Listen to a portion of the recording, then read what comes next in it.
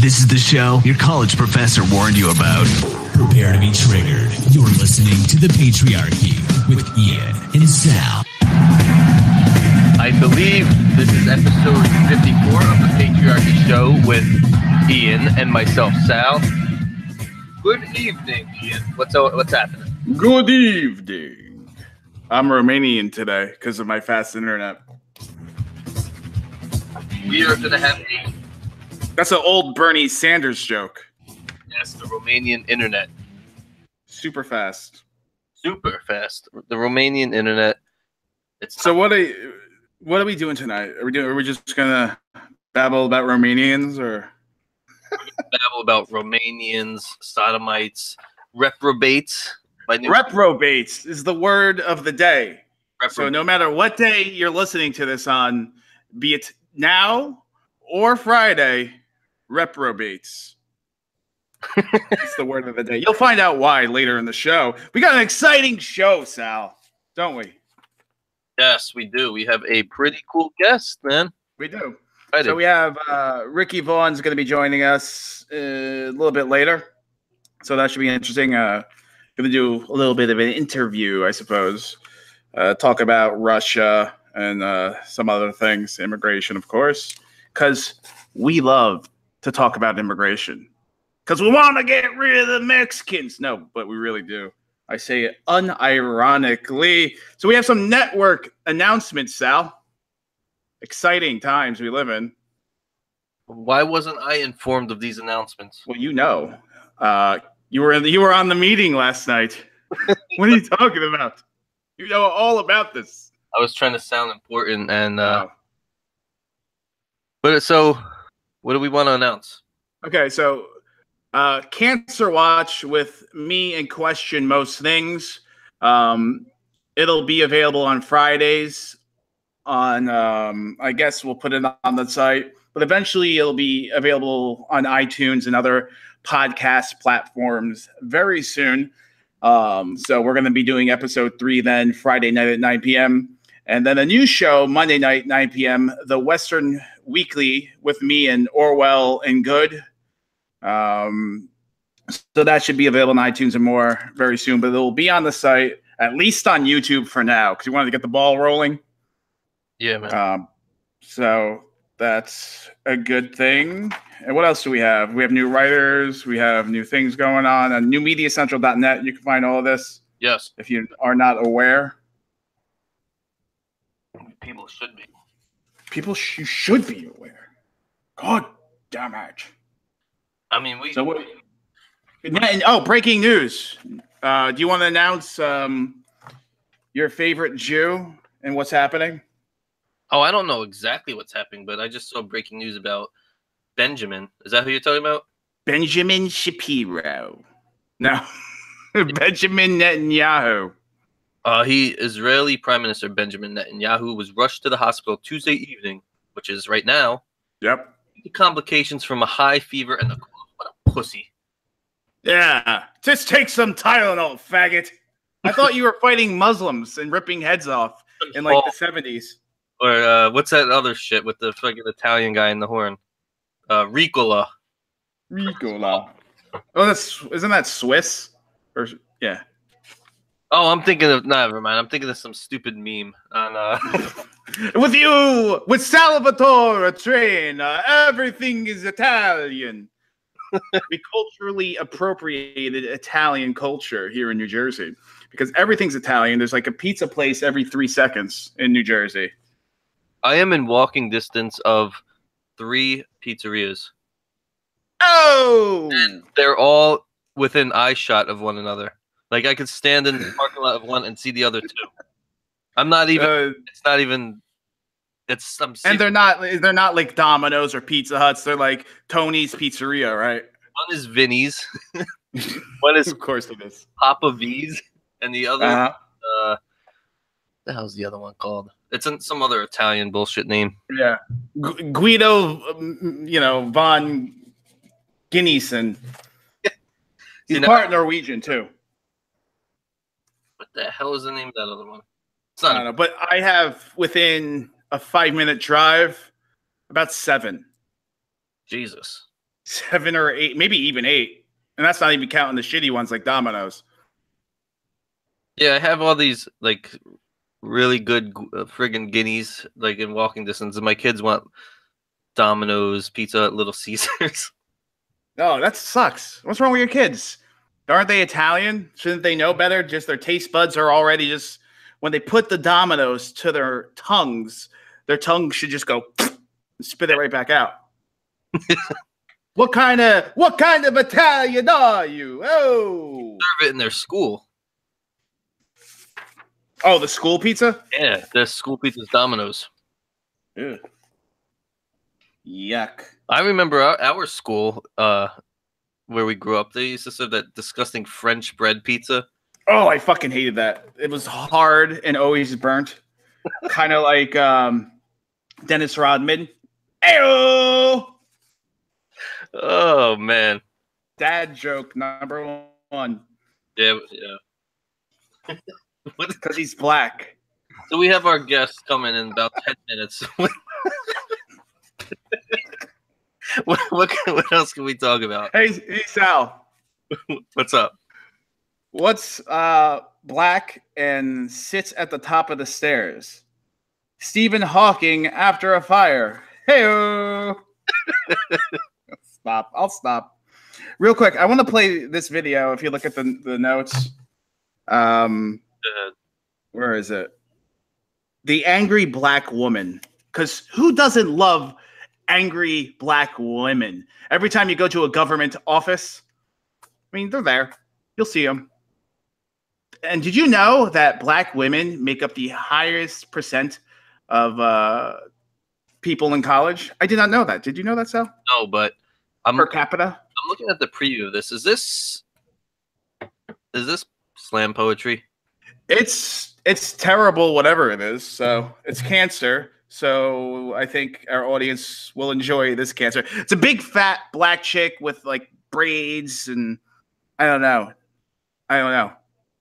But the whole point of the thing, what she's doing is she says that black women aren't angry, so she becomes an angry black woman as I guess a caricature or whatever. Makes sense.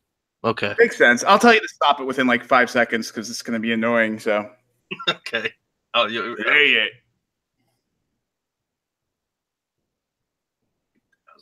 Okay, come on, talk already. Please. Oh, dead air. Let me say that I am a very beautiful person. No, you're not. I'm sweet and intelligent and funny and awkward. And I just had to say that MTV Raps only because I'm a little tired of this stereotype about the angry black woman. Whoop-de-doo, right? Here it comes. As you can see, I am black and a woman, and I'm not angry at all. Wait. Hell, take away her chicken.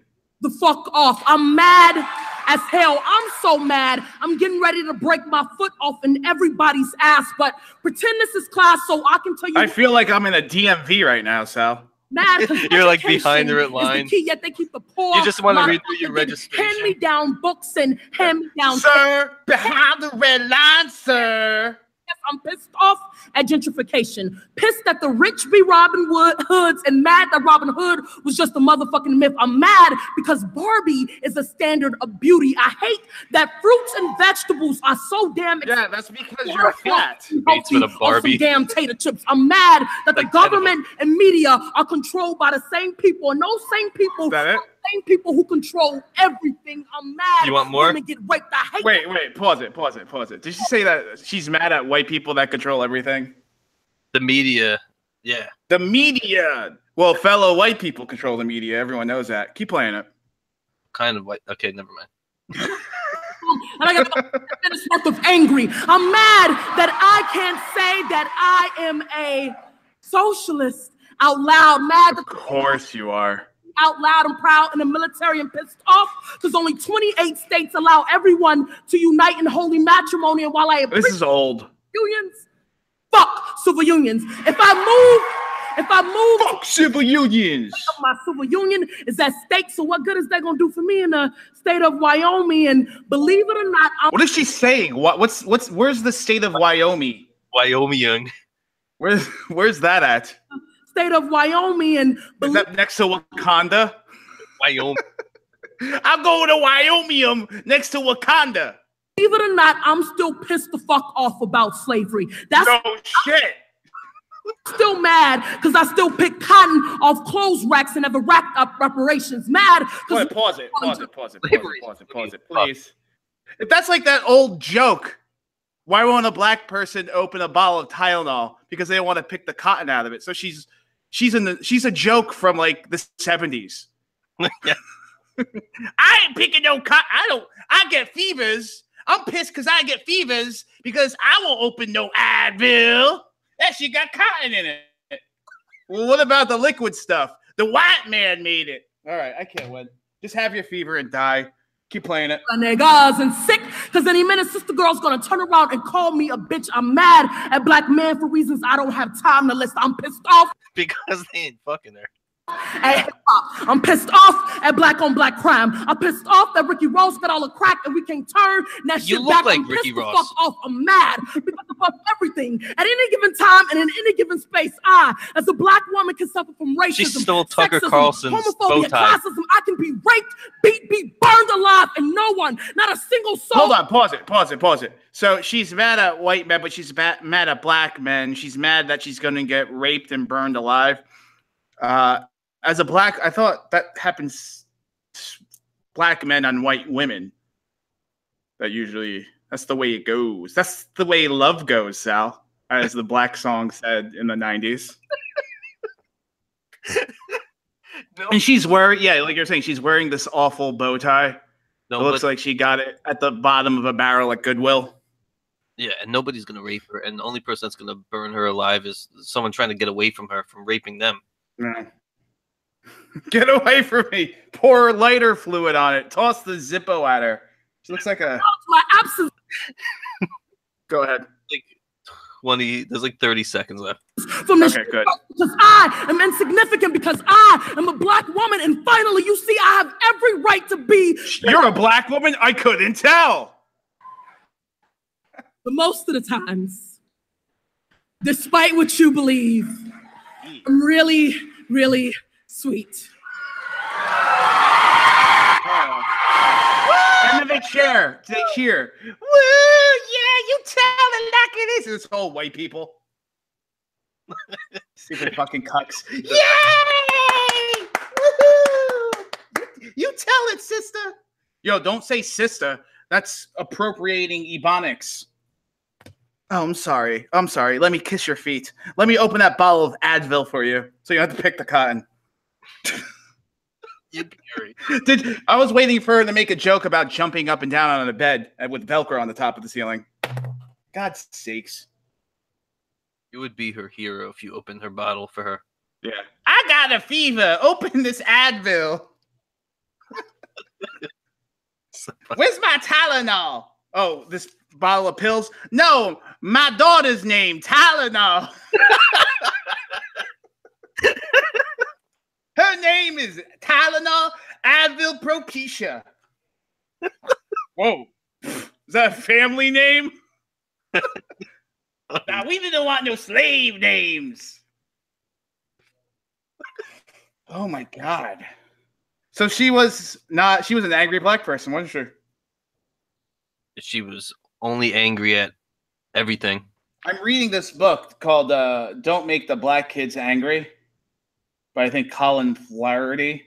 He did the book White Girl Bleed a Lot.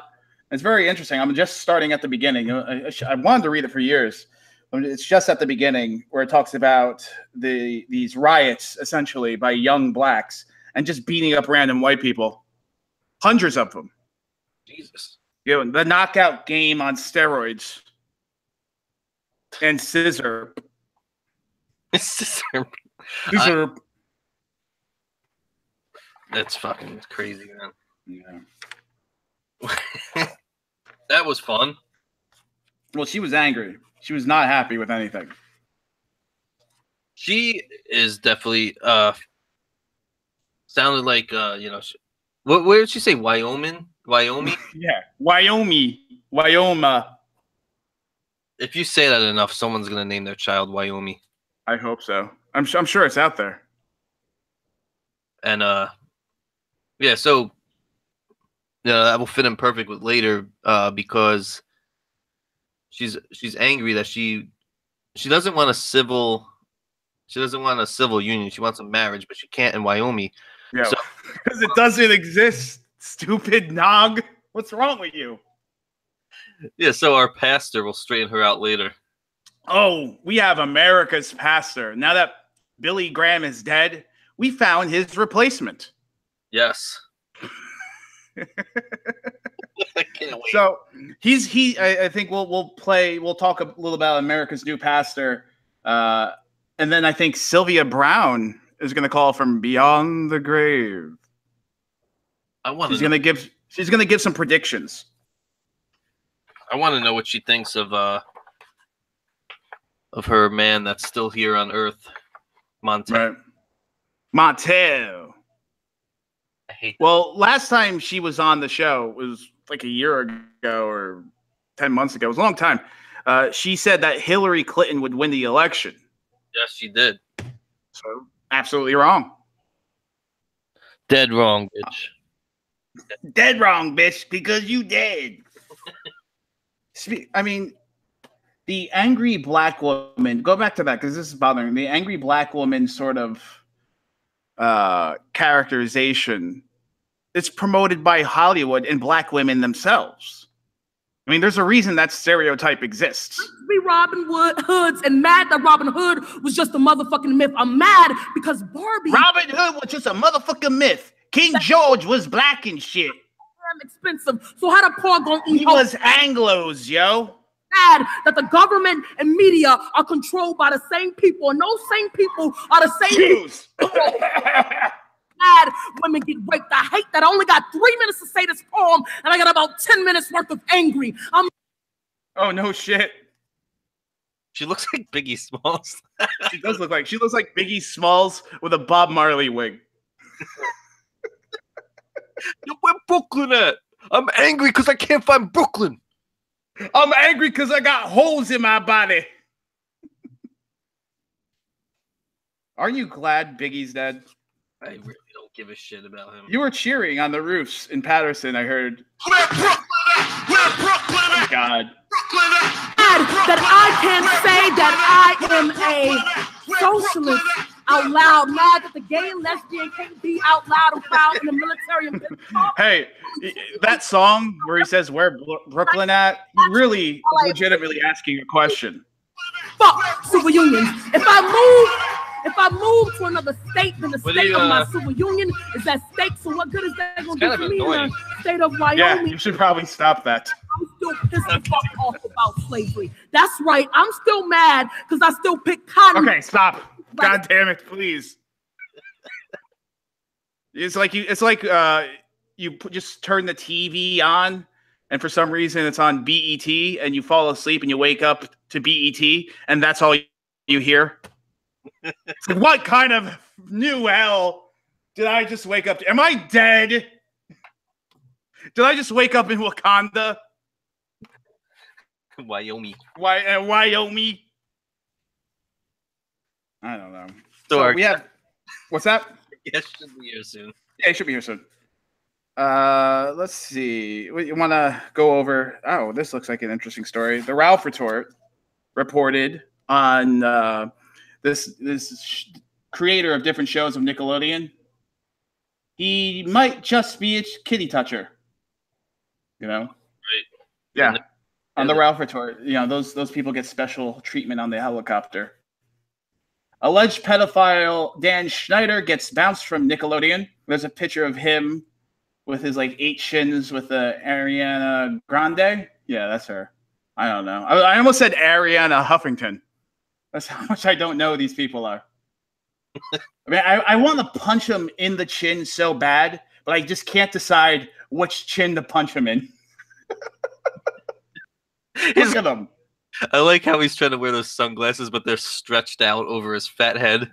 They're stretched out. It's like his face is engulfing the sunglasses. Yeah, it's on the Ralph Retort. I think it's like the Under Media Madness. He wrote that, I'm from the era, and I guess he is of Hey Dude, Doug, Double Dare, and all those shows. But apparently this guy helped create like iCarly. I don't know, all those stupid shows. What is it called? Cat and something other. Let's see.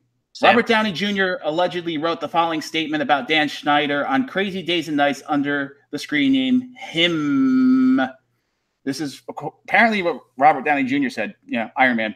He's a monster, the worst predator alive. And if you wonder why nobody will confront or charge him, he's in charge of multiple hit shows for Nick, which rakes in oceans of money, tens of millions of dollars multiplied by many years and many shows, not to mention his merchandising royalties. So Viacom Nick warned him to cool it, then pay for his damn lawyers. What about the parents? No tweener parent who shoved their kid into the limelight from birth is going to cross him either and risk career suicide and loss of revenue and residuals in future career, no matter how bad it's fucks up the kids, especially if there's multiple kid actors in the family. And the kids' agents are complicit too. Just ask the Spears family. A lot of settlements get paid out to Viacom accounts. Wow. Spears family agents are the Spears parents. Oof. Holy shit. Wow. So Ethan Ralph, if Schneider is the monster people seem to believe he is, some things do fall into place. Jamie Lynn Spears was on track to eclipse her older sister in fame when she dropped out of Hollywood in quote-unquote disgrace because of her unplanned pregnancy.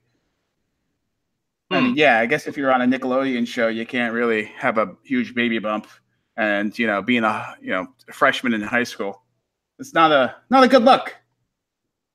Amanda Bynes is an extremely gifted performer, but tragically lost contact with reality for a while. She went on a now infamous Twitter rant blaming her parents for basically making her a prostitute. It makes a lot more sense when you put it in context of Dan Schneider. So Amanda Bynes was he called Hillary Clinton ugly. Oh. And Jamie Lynn pregnant. Ariana Grande was from Sam and Cat. Oh, is that what that is? That bitch. That bitch. She had her concert blown up in England. Yep, Manchester. By some Muslims, or as boomers would call them, mud slimes. Slime was all you had to worry about back in the day when we watched Nick. Now you have to worry about kid touchers and terrorists, and you gotta worry about a different kind of slime. Teen pregnancy, child predators. Holy shit! You stand under Dan Schneider and say, "I don't know," and wait, that's not green slime. Wow. What show was that? The I don't know show. You can't do this on television. Yeah. If you're younger than 30, you probably have no idea what that is. Wasn't Alanis Morissette in that? Yeah, that's how old it is. Oh. And that's when she was a teenager. Yeah, back in the day when Alanis Morissette was on Nickelodeon, she was dating that guy Dave Coulier or whatever his name is. Yeah, Dave Coulier. Cut it out. That guy. Yeah, the guy who he literally goes on tour with quote clean comedians. How fucking boring must that be? I don't know. Well, I can see what you're saying, but like guys like Brian Regan, he's technically a clean comedian. Jim Gaffigan. I mean, they're out there. They're far and few between, I suppose. Bill Cosby one too. Look what happened with it. Yeah. He's a roofie comedian. His crime scenes were cleaned up nice.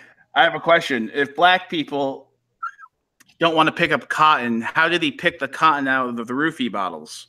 Or are those just prescriptions? That's a good question. Yeah. How did Bill Cosby open up pill bottles to get the chicks fucked up to rape them? These are the questions that we ask on the Patriarchy Show. How did he rape women if he's black? He's supposed to be in Pennsylvania. I say New Media Central goes there to question him face to face. Let's do it. Let's confront Bill Cosby. Speaking of sitcoms, I think I told you this before. You know the show Parks and Angry Black Women, so we're going to tie it all together now. You know the fat black chick Donna from what the fuck, Parks and Recreation? Yes. Did you know that she is the niece of either the current or the former Prime Minister of Liberia?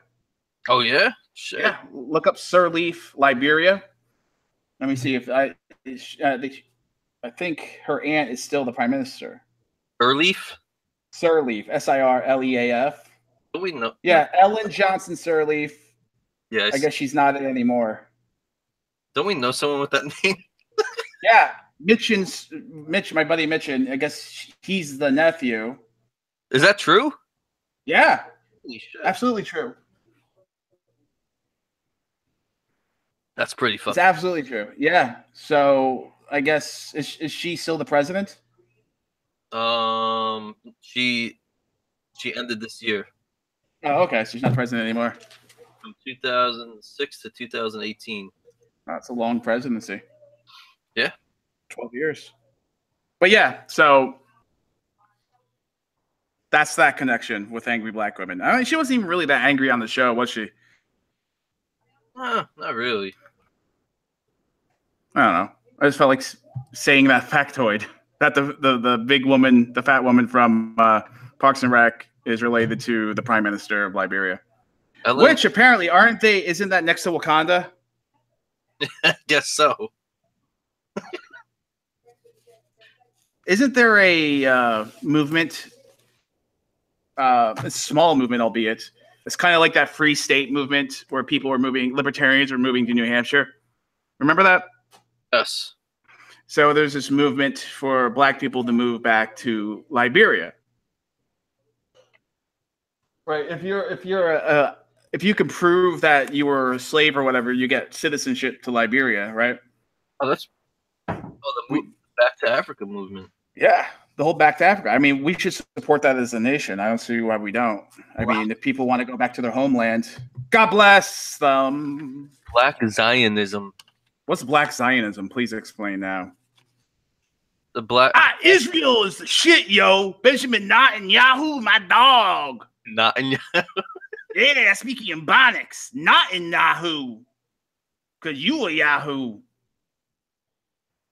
What do you have to prove? What? To go back to Africa? You have to prove that you have PTSD every time someone opens up a bottle of Tylenol. You have flashbacks to your great-great-great-great-grandfather. You just have to prove, or don't you just have to prove you're black? That's hard in this current postmodern or post-truth society, isn't it? Yeah. You have to sing this song. Yeah. Do you know all the words to Biggity Biggity Black, y'all? Black and I'm black, y'all, and I'm black, y'all, and I'm black, y'all. What other things would be on the test to get into Liberia, think? How many pieces of fried chicken are in a bucket of KFC? What do you think? Yeah, different meals. different. What is a chitlin? It's like our citizen thing. How many amendments from the Bill of Rights before Liberia? It's like, what are collard greens? How much Kool-Aid powder do you put in water to make it the best? That's question number 3. Know that answer? What's the answer? I have no idea. I'm not a Kool-Aid guy. I wouldn't be able to get into Liberia. No. Now, Sean White, he writes for the Daily News? I believe so. Yeah. Part of Black Lives Matter. He might be able to get into Liberia. You think? I don't know. I don't know. Probably. There's some notable repatriated people that went back. Oh, yeah? Like who? Well, they're. It says notable on the Wikipedia page. It says notable. I don't know any of these names. Ungandu. Thomas Peters, the founder of Freetown, Sierra Leone. Sounds like, I bet you it was Freetown when he found it. Now it's Rape Town. Yeah. Bill Cosby goes there every summer.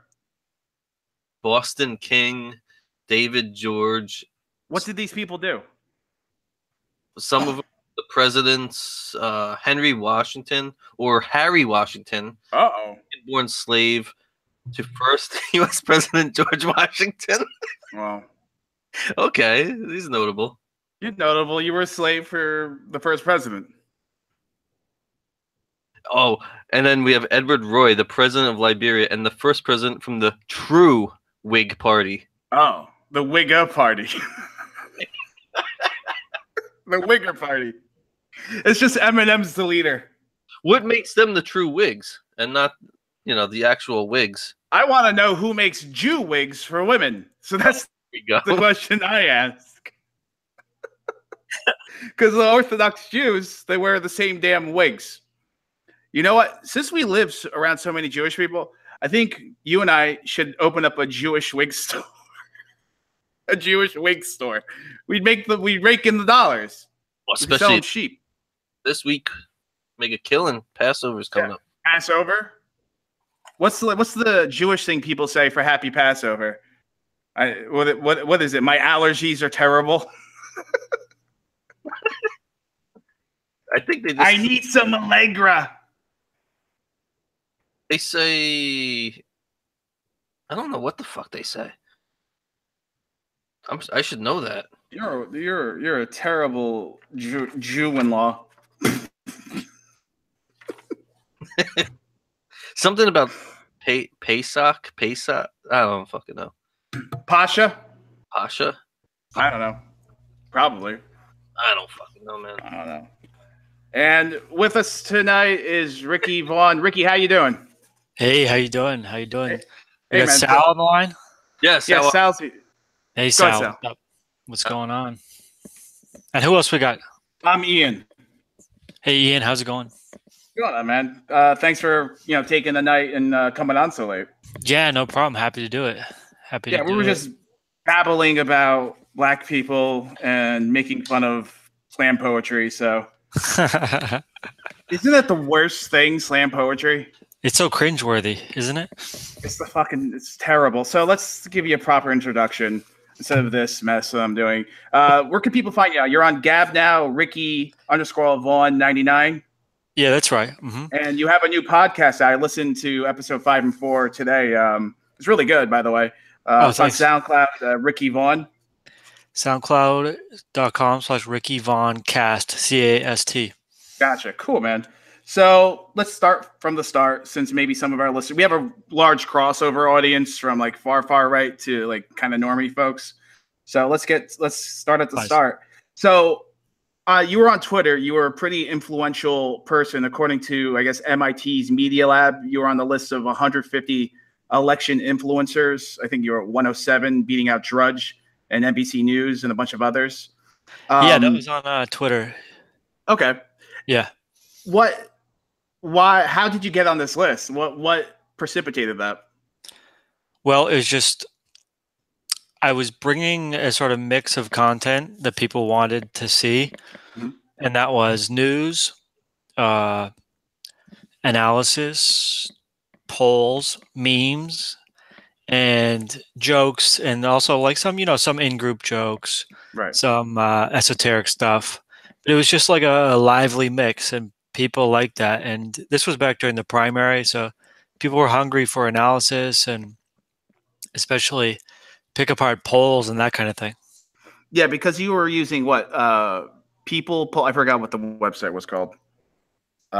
People's Polls or something like that. Right. Yeah, that was one of the sources. People's Pundit Daily. That was one poll source that they did a good job. Yeah, and I did a little research. You started out as a Ron Paul supporter. Both Sal and I started out as Ron Paul supporters. And I was listening to your podcast today. You were talking about that libertarian pipeline. Do you want to go a little bit into your journey from Paul supporter to, American nationalist? Yeah, definitely. So, a lot of the old Ron Paul supporters were more like populist libertarian types. Mm-hmm. The two planks of his platform were sort of populism and libertarianism, anti-elite sentiment, a scaled down foreign policy. So it was sort of natural to move towards more alt-right, old-right, paleocon positions on these issues. Okay. And, you know, just I felt like libertarianism was not, I felt like it was deficient. And I didn't feel like libertarianism was going to solve the problems that I thought needed to be solved. And what are those problems? Well, I mean, I think that libertarianism sort of wishes away the whole problem of power and who wields it and to what end. And they kind of just wish that no one had power. But I figured that is utopian. That's impossible. In all of human history, there's been power and someone's wielded it. They've done it well. They've abused it, etc. And you know, there's been revolutions. There's been transfers of power. So that was I felt like the ideology didn't solve that problem. So I kind of drifted away from it more towards a conservative, populist, nationalist point of view. Okay. All right. Gotcha. So, you know, Ron Paul, I was looking at his immigration policy. In some aspects, it was even more firm and stronger than Donald Trump's, wasn't it? Yeah, definitely. Because he thought that if you didn't have welfare, then you wouldn't have so much illegal immigration. And I thought he had a good point in theory, because a lot of what's attracting people to come over is the welfare system, and that's a major problem. Now, what do you think? So I'm sure there's some libertarians listening. If you had to talk to yourself back then, what would you say to the libertarians listening or yourself back then? I would say, don't be so dogmatic about it. You got to understand that you're not going to get everything you want, because when I was younger, you want everything. I want every position to be perfect, and you have to deal with the situation as it lies. It's like almost like golf. You got to play the ball as it lies. You got a situation, you have an organic system, and you're not just going to wipe it away and start over from scratch. You got to deal with the system you have. Right. So you're saying they have to be more malleable and pragmatic in their thinking. Yeah, definitely. And malleable and pragmatic. And you also got to understand somebody's going to have power. Like, and it's better if you have it than someone else.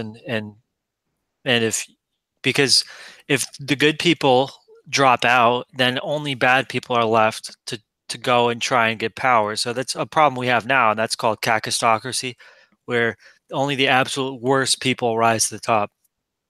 Right. And that's what I see the left is doing, is trying to unify, or no, they are successfully unifying these different sort of blocks. Because you have, blacks who generally, who did vote against gay marriage, teaming up with gays and the trannies, but they're all getting into this one voting block to gain this power. My question to you is, it seems right now that there's a lot of fracturing on the right. What do you think, if anything, can be done to get people to unify, call them boomers, reactionaries, conservatives, right-leaning libertarians, whatever? What's your advice for that? I mean, what can be done? Yeah, what we need is a common goals, and they have to be specific. So once Trump got elected, our big goal that we were all working towards was over. And so people don't know what to do. But we got to have goals. And obviously the midterm is one. But one of the problems is, if the Republican establishment is not cooperating, then it's kind of tough for us, right? If they're thwarting our candidates. Some even think that they're trying to lose on purpose. So we got to think about other goals. And rather than worry about the nebulous things like, oh, the left is terrible or Antifa is terrible, you got to, and the left understands this, Alinsky understands this, you got to pick a target and go after that target, focus all your ammunition on that target. Don't just complain about, oh, the gun grabbers or stuff.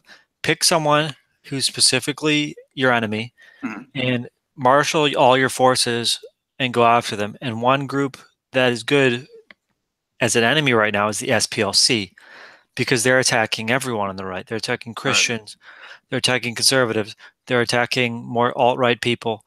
So that would be one good enemy to go after. And once we no longer had Hillary Clinton, we didn't have a sort of a target for our animus. So that's what we have to think about. And that problem could solve itself if the Democrats take the House, because then it's going to be Nancy Pelosi. Yeah, a hero is nothing without a good adversary. Exactly, and that's what we don't have right now. Yeah, exactly. The SPLC Sal, is that George? Does George Soros fund that? Do you know? I think so. I think he funds it, but I'm not completely positive about that. But that would make sense. But they sort of make a killing just from individual donors too. Gotcha. Just small donors. 501c3. Right. They try and scare like a lot of people, like Jewish people especially, into thinking that, oh, the Nazis are like right at the doorstep, they're going to take over, and then they get donations by scaring them. Okay, so they scare them. They scare the money out of their wallets, essentially. Exactly, and they had something included. They had a hate map, and Focus on the Family, which is a Christian organization, was on the hate map, and then some guy went and tried to shoot him up. Is that James Dobson, that guy? Yeah, exactly. You gotta be kidding me. Right, so this is like they're out of control, and they have no sense of propriety either. So they'll go after whoever for whatever reason. You could be just like a normal Christian guy. Dobson is not an extremist in any sense of the word. He just has normal evangelical Christian values. If Dobson is an extremist, then millions of Americans are extremists. But I guess that's what they want people to believe, right? Exactly, the deplorables. They want people to think that 50 million Americans are deplorable. Gotcha. Now, what do you think are some steps that President Trump could take right now to help with the immigration? Because the numbers, because we've had Battle Beagle on the show before, and the numbers are ridiculous. You need to deport like 20,000 illegals a day in order to kind of maximize or make up for, the voting block to get them out, to get them all out. Like it's like 10 million or 30 million. I've heard of the words of 40 million from Ann Coulter. So what are some steps that Trump could take right now with his executive authority? Well, one would be you got to strong arm the Pentagon into building the wall. Just signed this massive budget for the military, the Pentagon. Trump came through for the generals, so the generals should in turn come through for Trump and start building the wall. The Mattis is pushing back on that a little bit.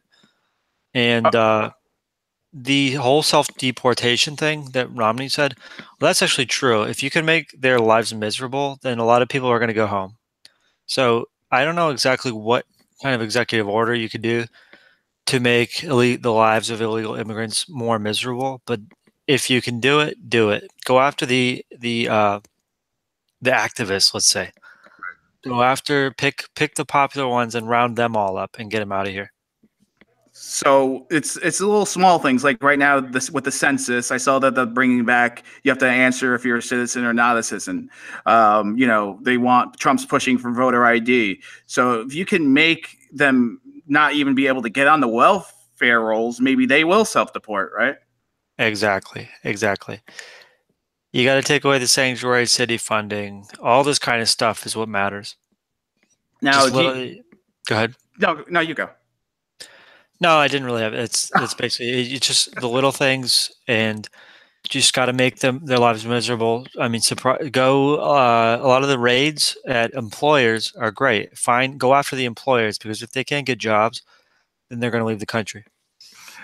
Now, I just want to shift a little bit to the opiate issue that's going on. We've heard it called the white plight, as they say, because a lot of opiate addicts, are union guys who got hurt on the job and they become heroin addicts when they can't get pills they want.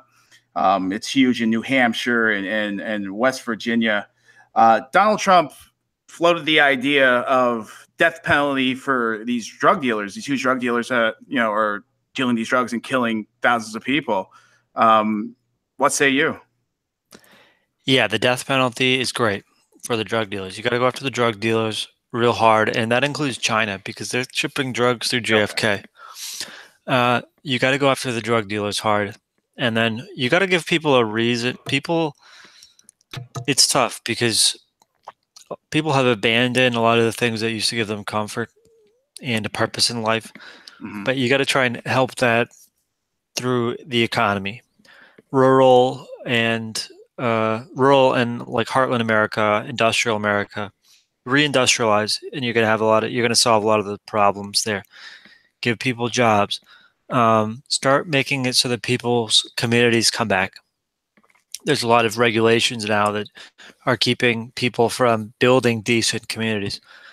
And part of it is ourselves too. As a people, we have to sort of pick ourselves up and get back to what makes people great, what makes a country great, good community, active civic organizations, churches, etc. Right.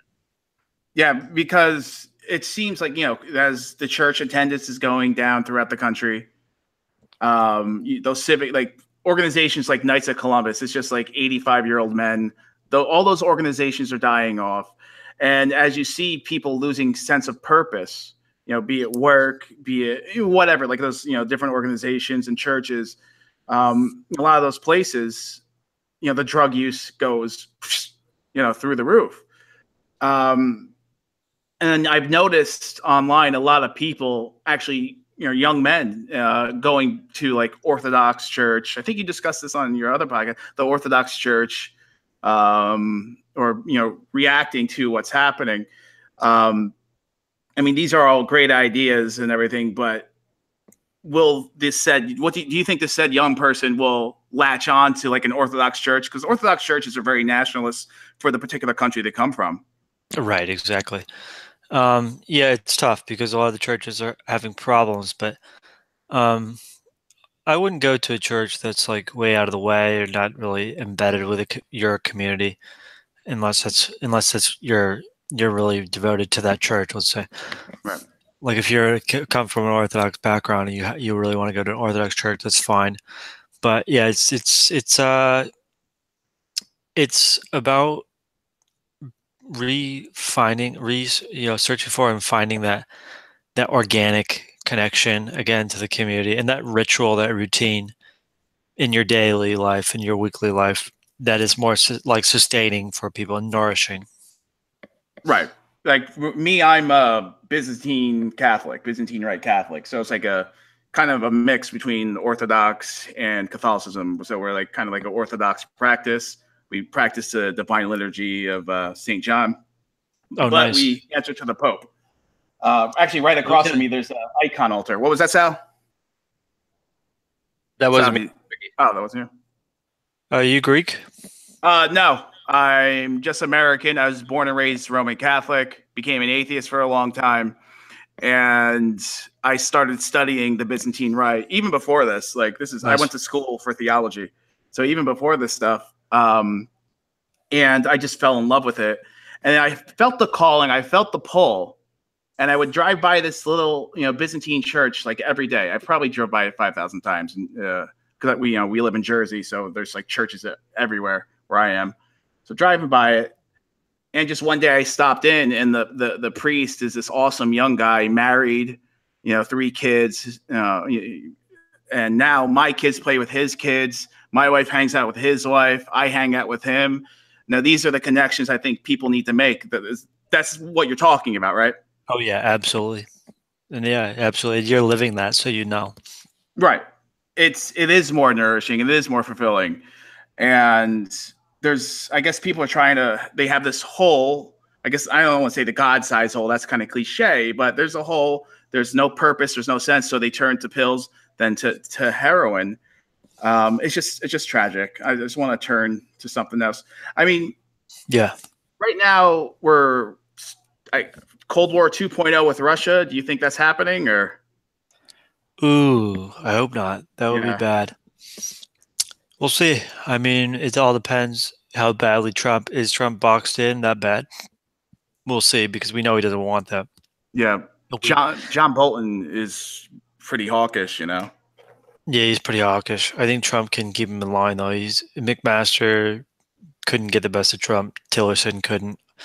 Bolton is going to be loyal, and I'm cautiously optimistic about Bolton purging the NSC of the Obama holdovers and giving Trump what he needs. And the problem is we're wasting this time with Russia, and they're actually a fairly weak economy. Like their military's, it's impressive, but it's smaller than ours.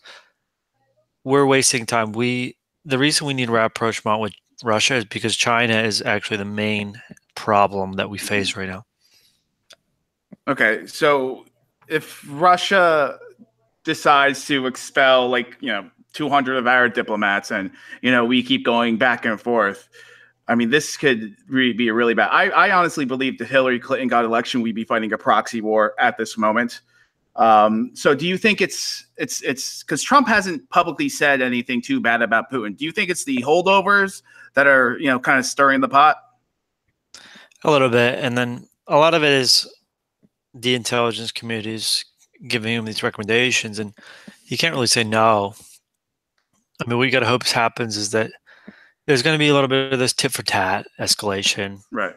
Diplomats expelled, sanctions, and then you hope that there's going to be eventually a sort of meeting like Trump is meeting with Kim.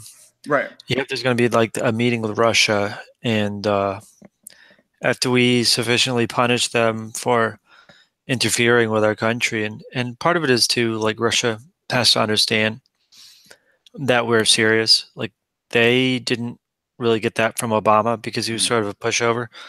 So once we establish those boundaries, then I'm hoping that you can have a rapprochement with sort of meeting, and it's going to have to come from the top. It's going to have to be Trump, because we know that the advisors don't want it. Right. Yeah, because one of Russia's main claims to why they're doing a lot of these things is because NATO's aggressive. They say NATO's aggressively going onto the borders, and I mean, technically they kind of do have a point, don't they? What's that? I mean, Russia kind of has a point that we're putting missiles on their borders, essentially. Oh yeah, definitely, and but they do have a point. But the flip side of it is, we are still the sort of main power in the world, and they have to deal with that a little bit. Okay. I don't like it, but they're gonna have to decide how much they really want to mess with us, because when they were sort of flirting with our troops in Syria and playing around there, we just went in and smoked them. Because there's this little testing. They're testing the water, and once they figure out that we're not to be messed with, I think that hopefully the relationship can improve there. Okay, yeah, as Trump says, peace through strength. That sort of thing. Exactly. Also, another thing that's happening with the military is there's going to be a ban on trannies in the military. Finally. Yeah. Right. Except for in certain circumstances, I'm not sure what that means. Yeah, I mean, some of them that are already in might stay in. I see. If you had a gender transition, then you can't join the military. So if you're diagnosed with what they call gender dysphoria, but you're able to handle it and deal with it for 3 years, then you can join. So it's, so the good thing is you're not going to have these crazy trannies in the military anymore. Once the courts rule that the executive branch has this right. I mean, they obviously have the right. Right. What's going on right now with the courts is a whole other issue. It's disgusting. I mean, these courts are going to need to be dealt with, where there's going to be a constitutional crisis because of their bullshit. Well, the Ninth Circuit is so huge. I mean, I think it covers 55 million people, and that's double the amount of the other circuits. Right. You got to break it up. Break up the Ninth. Even that's not going to solve your problems, but you should break up the Ninth. Right. And that's where a lot of these lawsuits, of course, are going, to the Ninth Circuit Court. You said before that there, could be will be a constitutional crisis. What do you mean by that? Well, I just mean that the courts are going to overstep their bounds. Gotcha. And Trump's going to say eventually, well, too bad. Like, I'm not going to listen to your decision. I'm not going to listen to some district court judge's decision on, let's say, borders or immigration. Sure. They shouldn't have jurisdiction over the entire country, especially when it comes to national security. It's ridiculous to think that a district judge can overturn it. So under Andrew Jackson, there was a court ruling against him, and he said, okay, let them enforce it. and he just ignored the decision and waited until it went to the Supreme Court. And the Supreme Court ruled against him, but by that time he had already done what he wanted to do, right? Yeah, he already got taken care of. Exactly. So yeah, we're gonna have some kind of constitutional crisis where they're gonna try and impeach Trump, and there's gonna be a major court ruling at the Supreme Court, or Trump's going to ignore one of these judges, and then it's going to go to the Supreme Court, and there's going to be it's going to be interesting. We live in interesting times, that's for sure. Yeah, sure. Now, moving ahead to 2018, those elections, you think the Democrats are going to take control of the House and the Senate, or too far away to tell? Now, the way things are going, they need a fairly large lead to win the House because of gerrymandering. I think that they're going to have trouble in the Senate holding all those. They got 49 seats, and I think they're going to have trouble holding all those 49 seats in the Senate. I think the Republicans are favorites to pick up seats. The House, though, is another story, and I think that Trump is going to have to fire up his base on the populist issues, especially immigration, because that's the biggest issue for Republican voters. Right. According to the recent polling. And so people are getting impatient. We want this wall. We're tired of, all this deflection, putting it off, and not negotiating funding in the spending bill. So we're going to have to see some action on this wall, or else his base is simply not going to turn out for the midterm. So it's kind of out of our hands right now, because there's only so much we can do. It's going to have to be Trump doing something to get the people coming out, because we know that the anti-Trump people are all going to vote. They're ready to vote. They're fired up. The only question is, can you get the pro-Trump people to the polls? And that's going to be on Trump, to be quite honest. Right. So he's going to have to stump for senators, or mainly congressmen, because what is it? It's 23 Democrat seats are up. I'm not sure the number. Yeah. I think 20, something like that. Yeah, 23 seats for Democrats. There's like 15 that Republicans could win now. If things go badly, they might not win any, or they might only win a couple. But there's a lot of seats in the heartland, Middle America, that could go Republican. Yeah, I noticed Montana is one of them. I still don't understand why that's Democrat, but I could see Montana going. Montana, yeah, definitely. North Dakota and Missouri. Yeah, so I mean, it's like you said, it's interesting times. Now, if they go ahead and impeach the president, I mean, what grounds are the Democrats going to be impeach him on? Are they going to use the Russia thing, even though there's no proof, or what do you think? Yeah, they'll use whatever they need to use. I mean, it's a political issue, so the Democrats, they probably would wait until Mueller did something, because they need political cover. They can't just vote for impeach over nothing. Right. So they'd probably make their move if they won the House. Then Mueller would drop something, and the only question is, it would have to be pretty compelling in order to get 67 votes in the Senate, which is what you need for an impeachment. Right. So yeah, but they'll definitely start the process if they win the House. Okay. Yeah, and now I want to shift again a little bit to the gun issue. The gun issue. I think that's a issue that a lot of Trump's base, and even people who aren't like really about Trump, can get fired up about. Like you said, but you need an enemy. But I think this is something that not a unifying issue, but I think it's an important, obviously, issue. Is the Second Amendment. I think it was Justice Stevens just said today that we should repeal the Second Amendment. Right. Exactly. That's a great issue. Republicans need to run on that issue.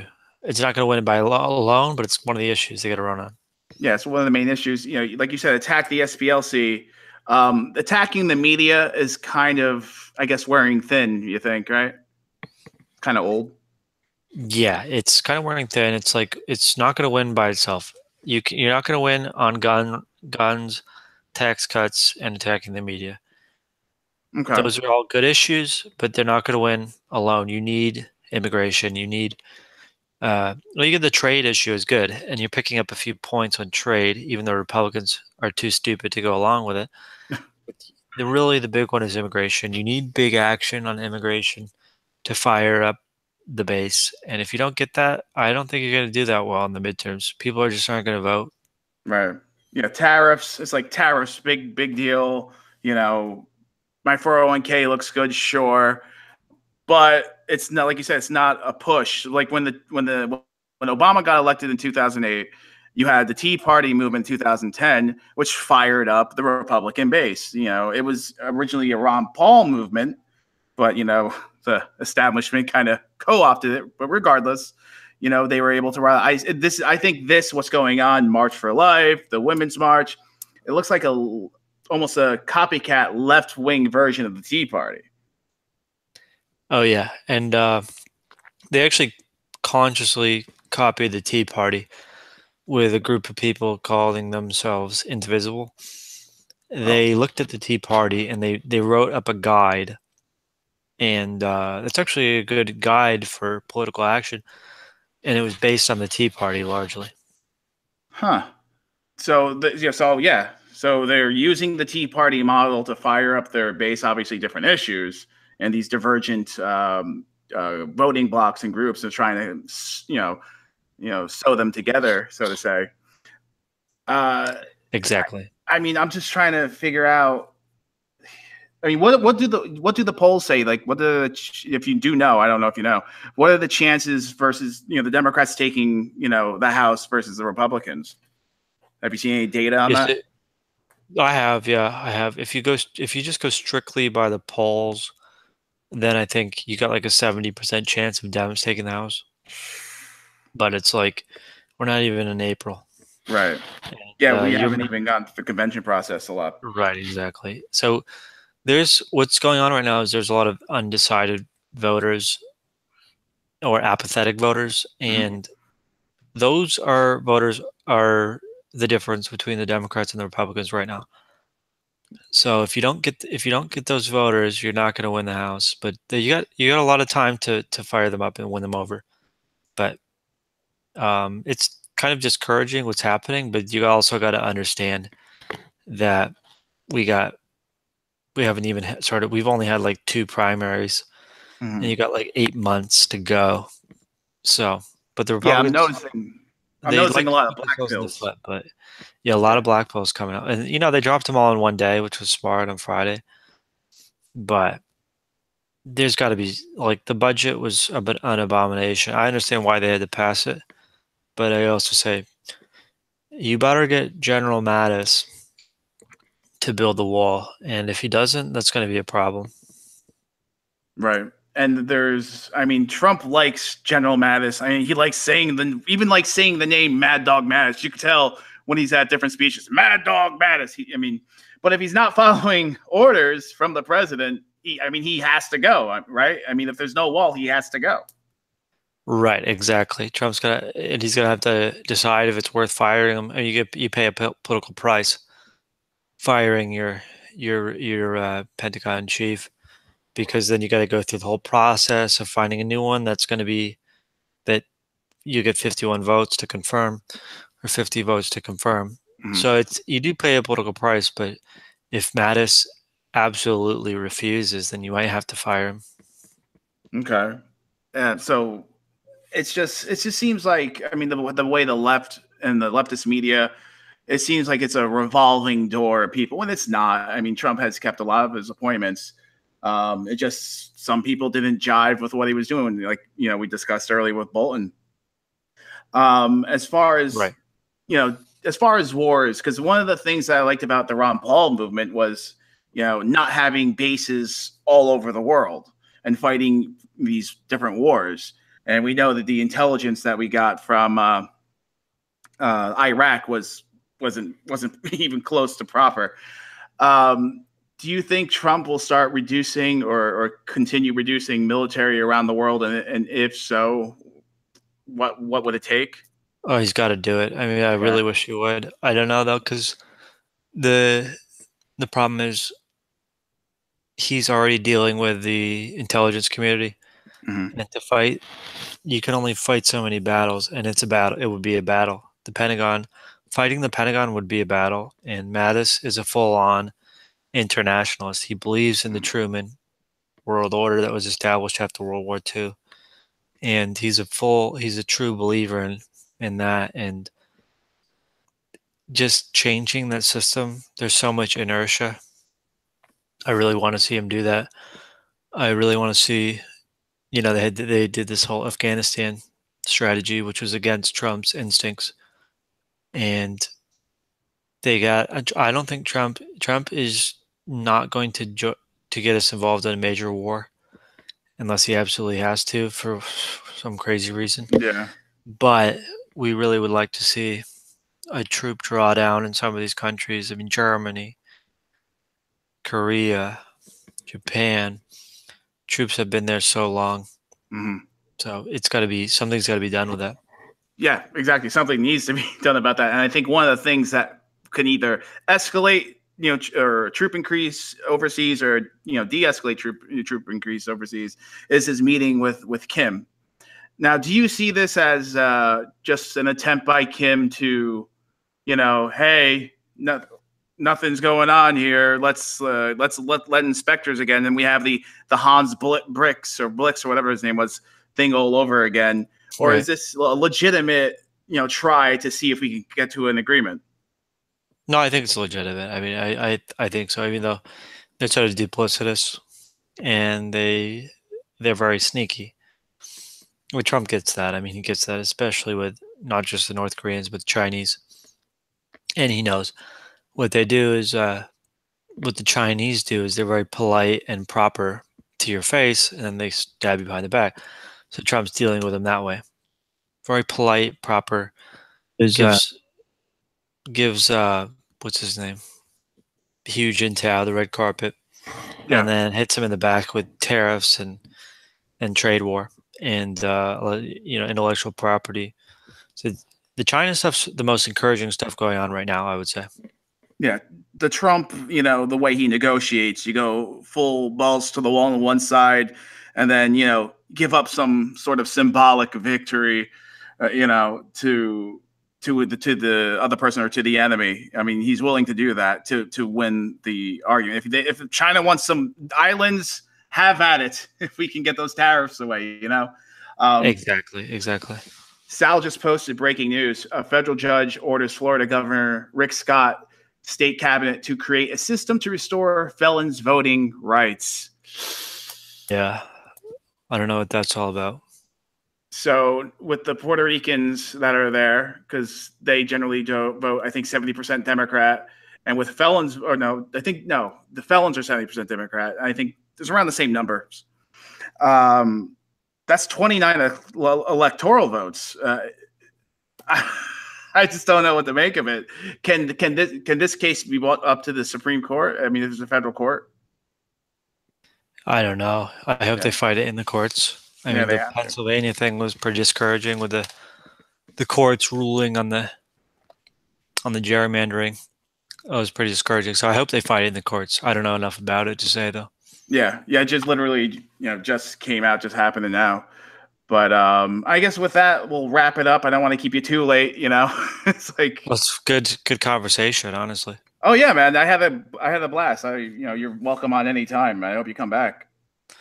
Awesome. You know what? It's Tuesdays. I would love to come back. Yeah, for sure. Okay. Awesome, man. And you're on Gab. How real quick? How's Gab working out for you? Well,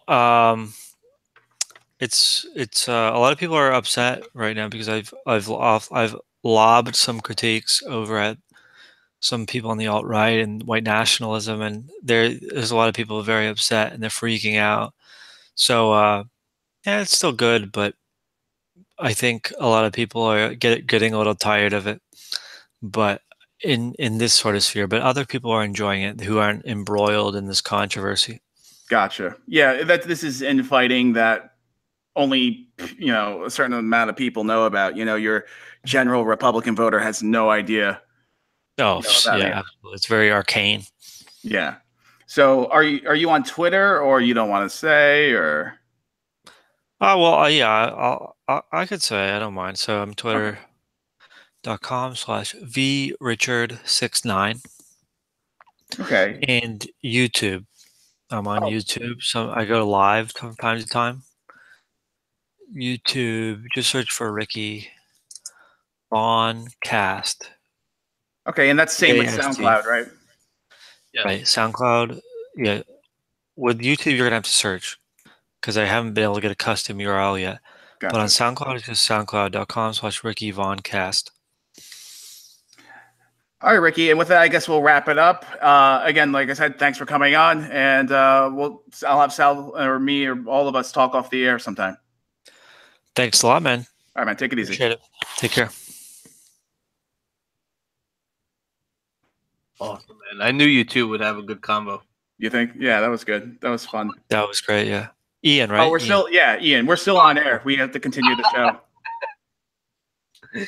Okay. Sorry about that. No, it's okay. It's take it easy, guys. It's later, man.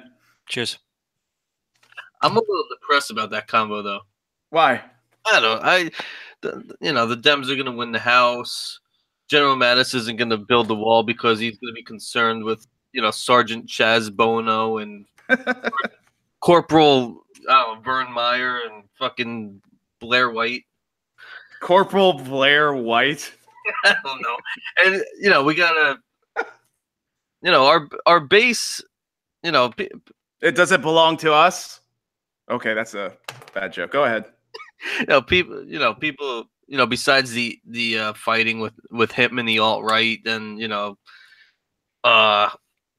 there's a lot of splintering in our base right now, and you got all these people pissed off at Ann Coulter because of what she's saying about Trump on immigration, but she has a point. She's sarcastic. All of a sudden, people, are noticing that, and we're gonna unfollow her because we're fucking pussies and we don't want to know the truth. Right. I think Ann Coulter is one of the most important people in the Trump movement right now, and more people should pay attention to what she has to say because she wrote a book in Trump I Trust or in Trump We Trust or whatever it is. She says over and over that she supports, but she is basically she polarizes our voice, especially like friends of ours. Some friends of ours. That's a Jersey Italian thing. I got some friends of ours. Yeah, and more people should pay attention to the information that she's sharing instead of like faggots that there's no you just have to trust Trump, have faith, lick boots. But I love Donald Trump at the same time. To be fair, I actually have a Trump bobblehead right here, so that was him bobbling his head. Oh, so real quick, for those who are listening, we teased it at the beginning of the show. We found a replacement for Billy Graham. Let me pull this guy We up. found a replacement for America's pastor. And before we play this, make sure you subscribe. You can hit the alert button. We really don't promote our YouTube too much. We should, because we get more of our audience from the podcast, from iTunes and SoundCloud. But so if you want to help us out, hit subscribe and then hit the alert button so you know when we come on. And we go on Tuesday nights at 10 on the regular, but it would help. And if you like what you're hearing, give us a like on whatever network or platform you're listening on. So, Billy Graham's replacement, go. It's pulling up now. I thought I timed it right. No, fuck. It's good. Fuck it. We're doing it live. Fuck. I think that homosexuality is disgusting. If you took a poll of Arizona, I guarantee you that probably more than half the of music's people great are not too. Okay with this, but it's just the federal government cramming it down our throat. Kids do not have the guts to stand up to reprobates. I'll stand up to them. Unlike most preachers that are a spiritual babe in Christ, so they get bullied and picked on by the fags. You know what? They don't bully me. Take me on, huh? Bunch of filthy sodomites and queers. I'm the one who has the guts to preach against them. And these other preachers need to man up and stand up and say, come on, what are you going to do about it, you big bully? And the reprobates are always He looks like bullies, Mike aren't they? Cernovich. They march down the street. They shout their voice so loud. They're such a small minority, but they're always a minority, and they're always a bully. You reprobate. And they always want to cram it down everybody's throat. Well, they're not cramming it down my throat. Poor language. You know what? I didn't like going to 7th grade at that messed up school, but in some ways I'm glad I did, because it made me so mad that I'm still mad and I still hate their guts. I still hate these reprobates. I still hate these sodomites. I still hate these haters of God and these vile perverters of the flesh. And I'll stand up to them. And I stood up to them then, and I'm going to stand up to them now. And we need some preachers that will stand up and say, no,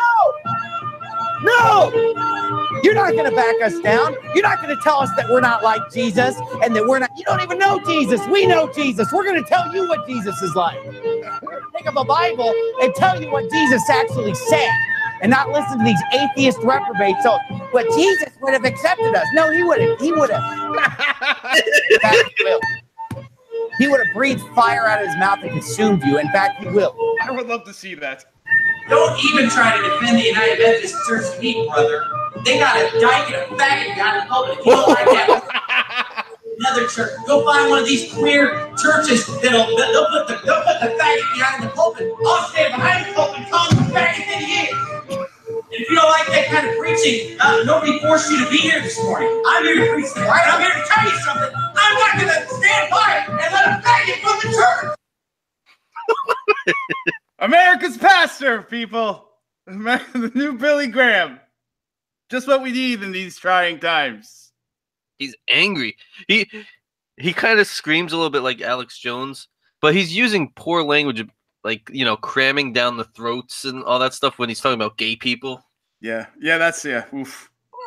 Do you think he has to know that's poor language? When you're yelling about dykes and faggots, you have to know that shoving it down your throat is a poor choice of words. What I want to know is what the hell happened to him in that school in 7th grade that he just brought up out of the blue? Uh-oh. He's like, I'm glad I went to that school in 7th grade and saw this. What the hell is he talking about? Someone, like, pinch his ass or something? Yeah. Maybe he got a weird chemical-y taste in his mouth. Uh-oh. Oh, I just love that. America's pastor, everyone. America's pastor. So what else we got to do? Oh, I got to do this read. So you got some music for me? No, It'll take 30 seconds, so don't tune out, please. Half of you, if you're listening to this later, you're gonna fast forward 30 seconds. What kind of music do you want to hear? I don't care. Pick something. Want to hear? You want me to play with, the music from the pastor? Do you have just the music? No. Oh. I could. Why are you gonna tease me like that? No. Typical, like, Irish. What the hell would you call that shit? Traditional Irish music. Traditional potato American music. Let's see what we got here. Typical Irish music we got. Of course, we have fucking ads all over stupid Facebook. Bullshit. Let's fucking up our flow. Yeah. Well, welcome to the Patriarchy Show, where the flow is always fucked. This isn't typical Irish. Fuck you. All right, forget it. Just play something. Come on. Right now. All right. Let's see. You got the Shawn Michaels song? Look, Sexy Boy? Yeah, I got that. We do a lot of wrestling references because Sal was almost beat up by Bam Bam Bigelow one time. True story. This is Ralph's song. Yeah. Sexy. So what I want to talk to you about is VPN Unlimited. It's in the description. You can click there and check it out. VPN Unlimited. It's a VPN service. Woo, shock. Creates an encrypted tunnel, and all user activity travels through it. This means that all the data they send or receive is hidden from hackers, sniffers, and spies because it's inside that tunnel. A tunnel is established between your device and one of 1,200 plus, Sal, 1,200 plus reliable servers in over 70 regions around the globe. That's like half the countries. 70 regions? That's a lot of regions. The music is throwing me off. Not only your connection will be protected, Your geographic location and IP will be hidden too. Very important, hidden IP. This will let you surf the web without any restrictions or limits, whether inside your country or on a business trip or on a vacation. You will have access to your favorite web resources, even in the regions with strict internet censorship. VPN Unlimited is a cross-platform service available for iOS, Android, Mac, Windows, Linux, Mozilla Firefox, and Google Chrome. Click the link in the description, or if you're listening to this on another platform, go to newmediacentral.net. There's a link for VPN Unlimited on the homepage, newmediacentral.net. I think they give you a 7-week trial where you get your money back if you don't like it, and they have the lifetime service where it's one flat fee and you get it forever. It's relatively, it's pretty inexpensive. I was using them before we started doing the reads for them. Actually, that's why I contacted them, because I like the service so much. VPN Unlimited, everyone. And with that, back to the show. Get my papers. Get the papers. Is that enough? You had enough of this? I'm done with Sexy Boy. I'm totally done with Sexy Boy. Fuck. What the fuck? Now my papers are all out of order. You sound like Alex Jones. Son of a bitch! Hey, I'm Alex Jones, and welcome to the Alex Jones Show, the official podcast of the alt-right. Today we got gay frogs, goblin, gun grabbers, and faggots. Reprobates. Everyone's a fucking reprobate. Anyway, so I want to talk about this real quick. Larry Sinclair. If you don't know who Larry Sinclair is, Google Larry Sinclair. Larry Sinclair came out when Obama was president. I even think a little bit before, saying that he had sex with the president, Barack Obama. Yeah. Barack H. H stands for Hussein, or homosexual Obama. Do you have that video, Sal? Yes. But they're taking Stormy Daniels serious. So you have a sex scandal with this Larry Sinclair and Obama, because a lot of Obama's life is shrouded in mystery, I guess you could say. And Donald Trump essentially lived his on TV. He was in Home Alone 2, for goodness sakes. Exactly. Home Alone 2. Play the video. Telephone call to a significant from a cell phone to a presently unknown individual, during which Senator Obama arranged the cocaine purchase. Senator Obama and I then departed the bar in my limousine and proceeded to an unknown location, where Senator Obama exited the limousine with $250, which was provided to him by me. Returned a short while later with an 8-ball of cocaine, which he gave to me. I did ingest a couple of lines of cocaine, and shortly thereafter, Senator Obama produced a glass cylinder pipe and packet of crack cocaine from his pocket. Nice. Obama then smoked the crack cocaine. Not nice. On fellatio on Senator Obama in the limousine during the... He just says it. We'll pause it. Oh, you can't pause. He just says it so nonchalantly. I performed fellatio on Senator. Keep playing. He looks like this innocent librarian or something. Like a college professor. Accountant with his fucking glasses on. Keep playing it. He smoked the crack cocaine. I performed fellatio on Senator Obama in the limousine during the time Senator Obama was smoking crack cocaine. After which I had the driver take me to my hotel, the Comfort Suites, Gurnee, Illinois.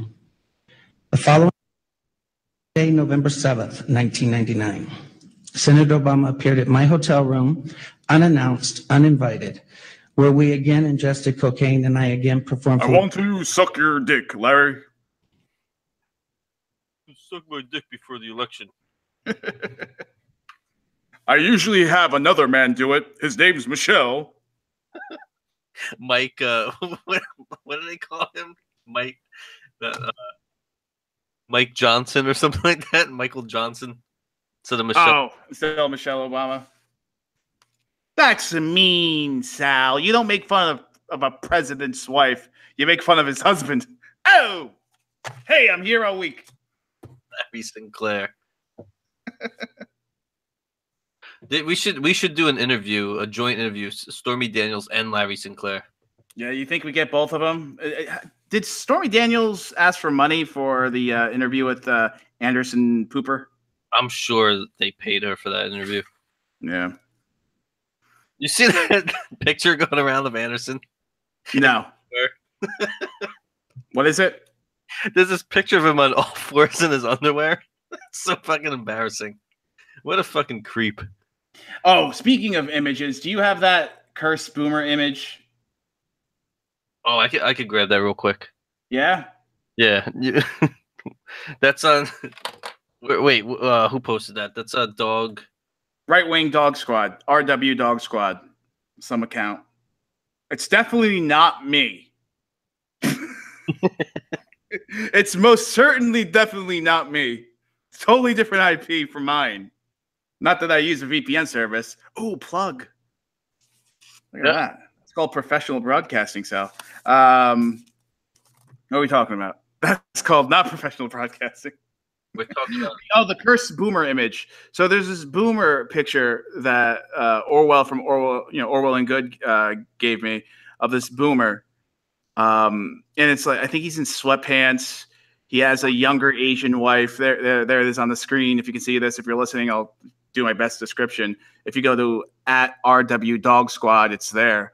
And on the picture, it's the shittiest t-shirt. Like, he learned how to do it himself, like to make t-shirts. He's like, oh, I can make t-shirts now.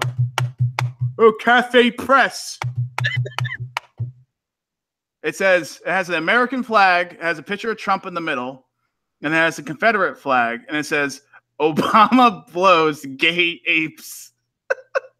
I like and then there's like that little image of Obama, like the cartoon image with Obama with the big head, and he's standing next to like a chimp with a top hat, with a tuxedo, and with the rainbow flag on top of them. And it looks like they're either in a mall or an airport, because the younger Asian wife is carrying a Victoria's Secret bag, and he's wearing, what is that, fedora? What would you call that hat? Yeah, a white fedora. He looks. I don't care what anyone says. He looks a lot like Todd Kincannon. Yeah, remembers him, but that is such a pathetic shirt, but it's still funny. It's the greatest thing ever. I would wear it. Would you wear it unironically is the question.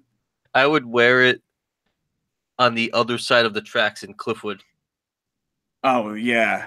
Well, you don't want to do that. That's the black section of Cliffwood Beach. Sal and I grew up in this town, Cliffwood Beach, New Jersey, and it legitimately was pure tribalism. Closer to the beach, you had the whites. On the other side of the tracks, you had the blacks. Sal would wear that shirt with the blacks. You're gonna get raped and lit on fire, like that angry black woman at the beginning of the show was talking about. I'll be angry about it if that happens. Oh, don't shove your meatball up my gabagool. Poor Sal getting raped. Just does really bad Italian cliche things. What? How did I end up getting raped? I don't know. You're just a rapeable guy. So I just want to talk about tweets. Because we talk about Twitter a lot, so let's just keep it up. Oh, by the way, you can follow me on Twitter at END Erickson, IAND Erickson, CK in the middle there.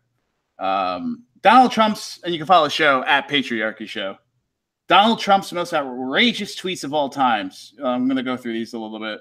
I love reading old Donald Trump tweets, so I pulled these up. This is my favorite, I think. Where is it? President Obama close down the flights from Ebola-infected areas right now before it is too late. What the hell is wrong with you? I remember that. That's from 2014. And around the same time, the U.S. cannot allow Ebola, in all caps, infected people back. People that go to faraway places to help out are great, but must suffer the consequences. He sounds like a He-Man villain. He tweets that one out on the 1st of August in 2014, and then 3 days later on Obama's birthday, he's like, "What the hell is wrong with you?" It's a good thing you're helping out some blacks in Africa. You're doing your thing, conserving elephants and saving whatever the fuck.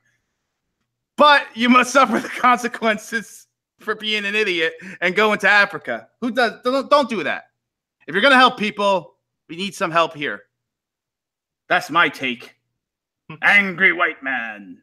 Wow, he gets involved in people's relationships, I see. Oh yeah, this is again, these are all my favorites. He tweeted Ariana Huffington. So Ariana Huff is unattractive both inside and out.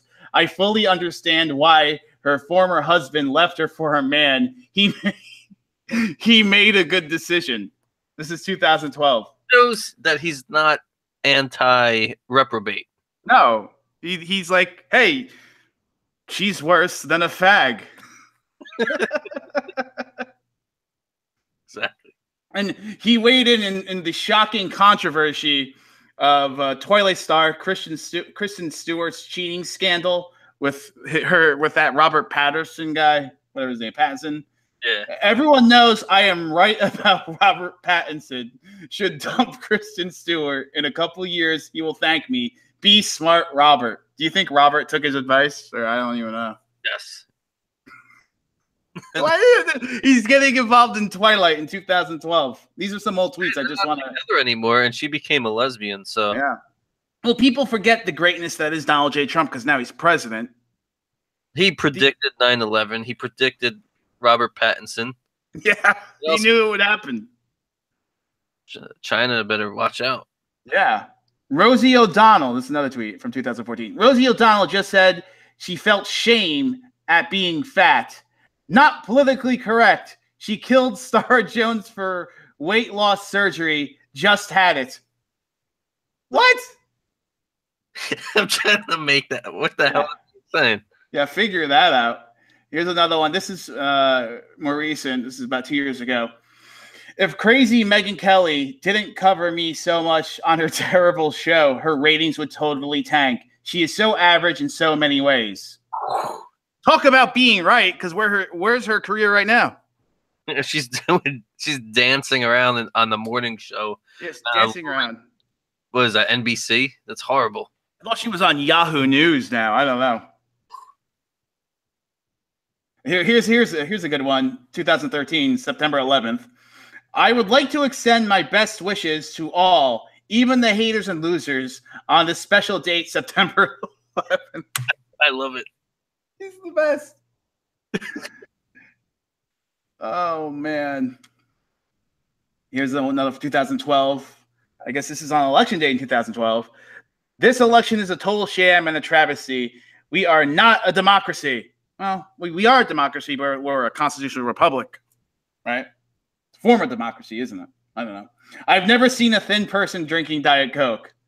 True. I mean, he drinks Diet Coke, doesn't he? Yeah. There you go. This one. Sorry, losers and haters, but my IQ is one of the highest, and you all know it. Please don't feel so stupid or insecure. It's not your fault. So he believes in genetics. That's what he's saying.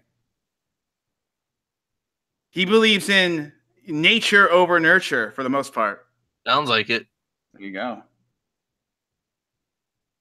Let's see another one. This is from 2013. Amazing how the haters and losers he likes that phrase, keep tweeting the name fuckface Vaughn Clownstick like they are so original and like no one else is doing it, ... Clownstick. Greatest president ever. I agree. Andrew Jackson is we were talking about with Ricky Vaughn earlier. I like him, but Donald Trump definitely is amazing. and last but not least, a couple days after the 2012 election where Obama beat Mitt Romney, thanks. Many are saying I'm the best 140 character writer in the world. It's easy when it's fun. With that, Mr. President, we applaud you. Twitter didn't want him to be the best 140 character writer in the world. That's why they made it longer. Because of that. I'm just making that up. That's probably not true. Hey, that would make sense. I hate Twitter. You hate Twitter? Yeah, well, it is a pain in the ass. I don't like Facebook either. I hate all social media. I like LinkedIn. How many? I just go on my LinkedIn all day and look at resumes. I like when I go on my LinkedIn and I see people bitching and crying, hey, don't hate on her. LinkedIn's not supposed to be a dating site. Like, mind your business. Let him try and get some tail. Yeah. Oh. It's LinkedIn. He has his job. He's gonna be LinkedIn if you don't stop it. Fucking LinkedIn. Now, how many people do you think are gonna quit Facebook now that they know Zuckerberg thinks we're all dumb fucks? They're gonna go up by 18. No one. If anything, the numbers will go up. I don't see them. It's Facebook. How would have anyone in their right mind think that Zuckerberg had any respect for them if they're right leaning? Look at him. The guy's an autistic Jewish robot. Must talk to humans.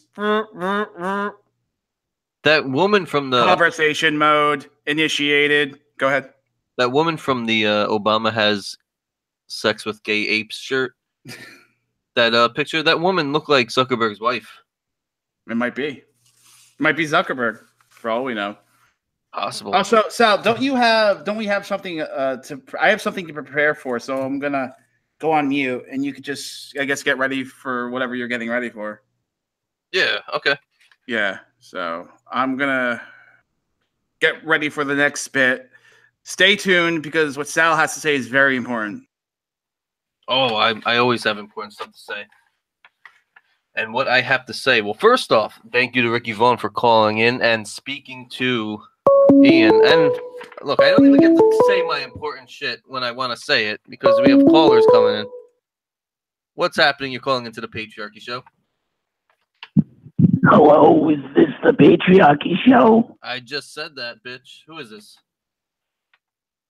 So I'm very confused. Who is this? I'm going to predict that you're going to get raped in New Jersey. Who do you think this is? I'm predicting rapes. Sylvia Brown. How's it going? Calling from beyond the grave. I haven't called you guys in so long because I was wrong about the election. I felt bad. Yeah, you predicted a Hillary Clinton victory. I did. This was like, a year ago or so, 2 years ago. I don't remember. That you see, in hell, there's no time. No, and they only give you an iPhone to make phone calls to the outside world. Well, I think someone's calling me to a Ouija board. Hold on. I'm just going to slide the arrow thing to no. I don't even know what they're asking. Now, so, again, I have a few personal questions before we get into your into the deep stuff here. Why are you in hell? Why are you in hell? That's the first question. God said I lied to everyone that I'm not a psychic, but fuck him, I'm a psychic to the bitter end. Yeah, but you had that poor God's family an member. asshole. What about the poor family that had the relative die on 9/11, and you told them? Well, there was like 2,000 families that died on 9/11. I got it confused. Well, you didn't know that they died on 9/11. They didn't tell you that until you said that this person's death involved water. Stand by my prediction. You better not play that prediction. I'll try and find it, but I do have a. No, you better not. Just don't play it. It's one of the reasons why I'm in hell. The other question I have for you is they don't even give me cigarettes here, so I don't even know why I have a rough throat talk voice. That's exactly what I was gonna ask. Why is your voice like that? They took my Virginia Slims and my Chesterfields. Now, so you have an iPhone in hell. What kind of iPhone do you have? It's the very first one. I can't send MMS messages to anybody. Oh, that is hell. It's miserable. It's miserable down here. I died. I don't have Twitter. I have to. People talk on Ouija boards. Montel Williams is always trying to contact me, and I don't know what he wants to talk about. No, what sucks? The original iPhones, didn't they not have copy paste? I can make calls and go on the basic internet. I mean, do you watch old Montel Williams videos? Well, me and Montel were lovers. People don't know that. A cock. I don't really want to hear about that, man. Man, I'm a woman. I'm Sylvia Brown. Sylvia is a female name. Brown is the color of penis I like. 21st of this year. Sylvia, I don't know how she died. Please, if you can, how did she die? She was shot. Circumstances around her death? She just collapsed in her room. What happened there, Sylvia? You just said that somebody died from getting shot when they just collapsed in their room. I got my wires crossed. You see, it's not as easy. You think it's like looking at a TV screen, what it's really like looking at a broken mirror. Any Wiccan who practices Wicca with 12 cats knows that. How about this? You like the music? I lost my husband tragically a few years ago. They never found him. And I've had such a hard time since. Every day. The reason why you didn't find him is because he's in water. And find him in water, it's like the girl that's missing in Aruba. You can't find somebody. Well, it was September 11th. There was no, he was a fireman, but. No, see, I keep seeing him in water. What happened, Sylvia? Well, he got strangled by his hose and it burst and it created a puddle and he went face first into it. I'm telling you, that's the truth. Was he drowned in it? The Aruba thing, I was wrong about Aruba. He wasn't in Aruba.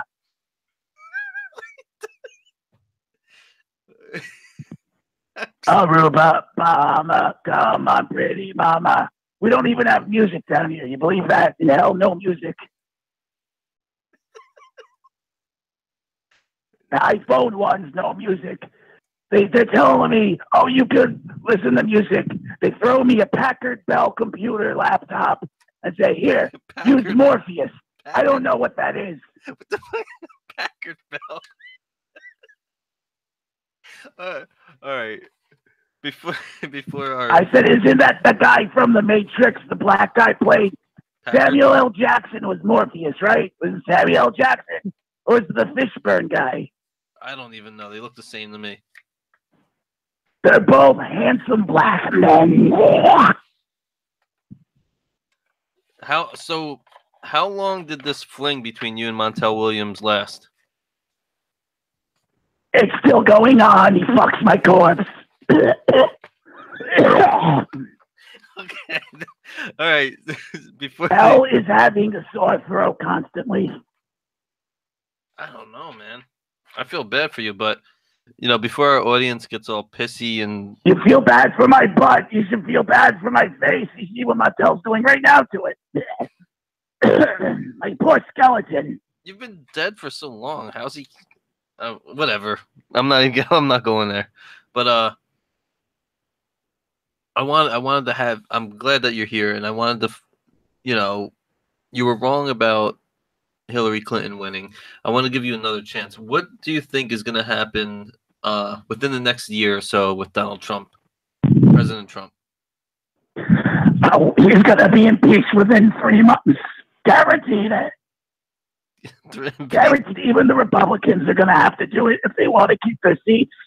Okay. They're going to impeach Donald Trump 3 months, maybe 4. It's like a mirror sound, like looking into a broken mirror, not a TV. So by July, you have an iPad. You have an iPad. You have, what is it, the iPhone 5 now? the iPhone's up to 10 now. You're missing out. 10. How long have I been here? Where am I? Do you have any Hey, prediction? shut the fuck up! Shut up! There's babies crying. Aborted babies. Wait. I can't stand them. Wait, why are there aborted babies in hell? Holy shit. I guess they were bad in their mother's womb. Wow. I'm not... okay. Oh, wait, that's not an aborted baby. That's Gary Coleman. Shut up! What the hell did Arnold do to go to hell? Because he was a Colbert? I don't know. I'm not sure. All right. I don't talk to these people. They're always crying and wailing and gnashing their teeth. So that's just a regular thing in hell, I'm assuming. Well, it says in the Bible. This is what Satan keeps telling me. He goes, Sylvia, it says in the Bible, witchcraft is bad. So I tell him the future, fortune-telling is bad. I'm Satan. And, here I am in hell. All right, before we kick you off this phone call, do you have any advice for, future or would-be Wiccans or, psychics? Yes, I do. Wicca is the true religion. It's the true religion of the middle-aged Catwoman. I recommend you all to move to Salem, Massachusetts, form the biggest coven this world has seen, and summon me back to Earth. What you have to do is you have to take willow tree branches and energize them with onyx crystals in the light of a waning moon for 3 months. What is that? And it'll work. What is and that will come back as the queen of Wicca. The queen of Wicca? Okay. The queen of Wicca. I will have more cats and smell like piss more than anybody else. You want me to put some new age background music on for you while you're talking about Wicca? Oh, I can hear music. Yeah, I love that. Good, thank you. Yeah.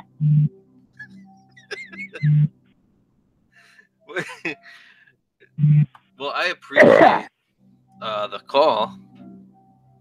I think. I gotta go back to. Yeah, I have to go. You're not kicking me off. I'm gonna hang off on you. I gotta go back to wailing and gnashing my teeth. Okay. So I'll call again sometime, but I gotta go gnash my teeth in the corner. Maybe we'll have Montel on the next show so you can call in. Oh, we'll try to get him on. I would love. I haven't talked to him in 2 days. 2 days. Does he talk to you on the Ouija? Yeah, he uses the Ouija board. Yeah, the Ouija board. My phone calls don't get them. When I dial the phone, it just calls this fucking number. Right, I gotta put up with you. No one likes my interviews. That's why I let Ian do the important ones. I do the shit ones with people like you or Gersh Kunstman or Bernie Sanders. You're calling me a shit to your interview. I see how it is. Well, I'm going to go gnash my teeth in the corner, okay? You have a shitty fucking day. And I put a spell on you and a hex. Hex! What's going to happen? What's going to happen to me?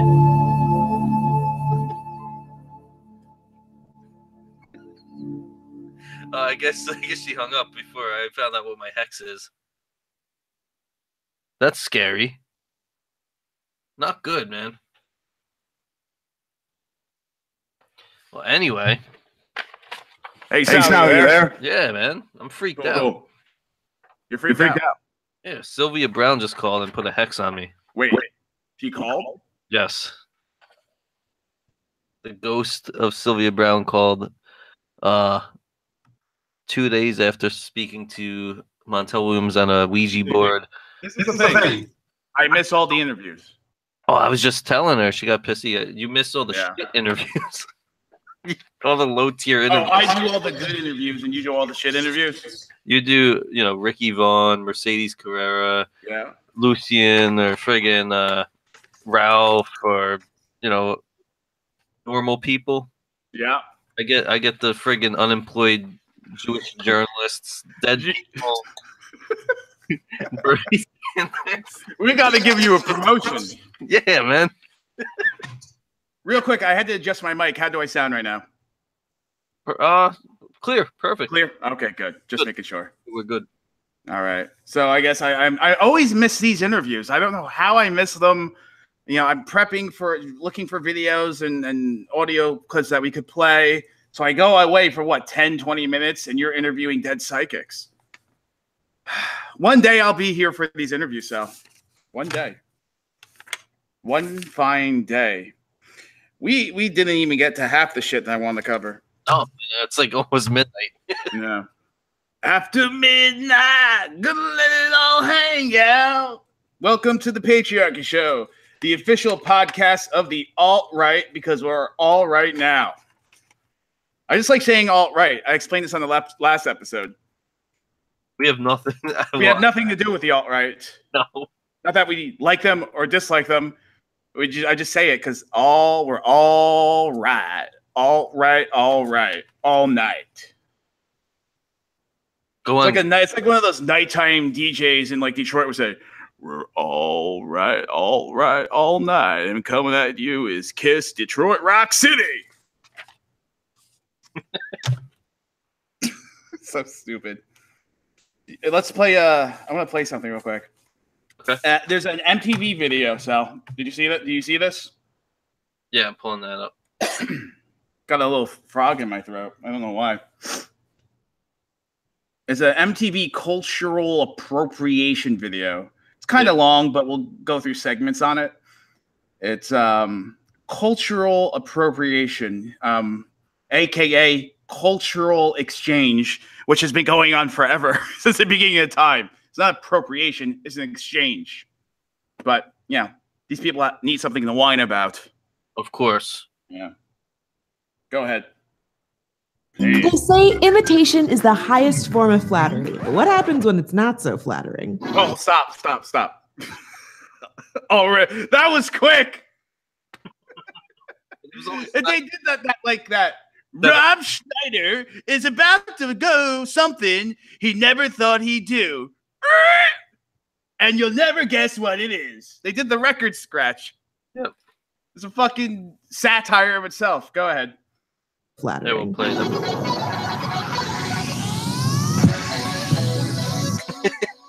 The more you learn about the world and the people in it, you quickly realize just how beautiful and diverse it is. So where's the line between cultural exchange, appreciation, and appropriation? I don't know. Tell us, black lady. 7 myths about cultural appropriation debunked. You're just looking for something to be offended by. It's just clothing, hairstyles, decorations, whatever. Don't you have something better to worry about? Okay, first off, it's possible to care about more than one issue at a time.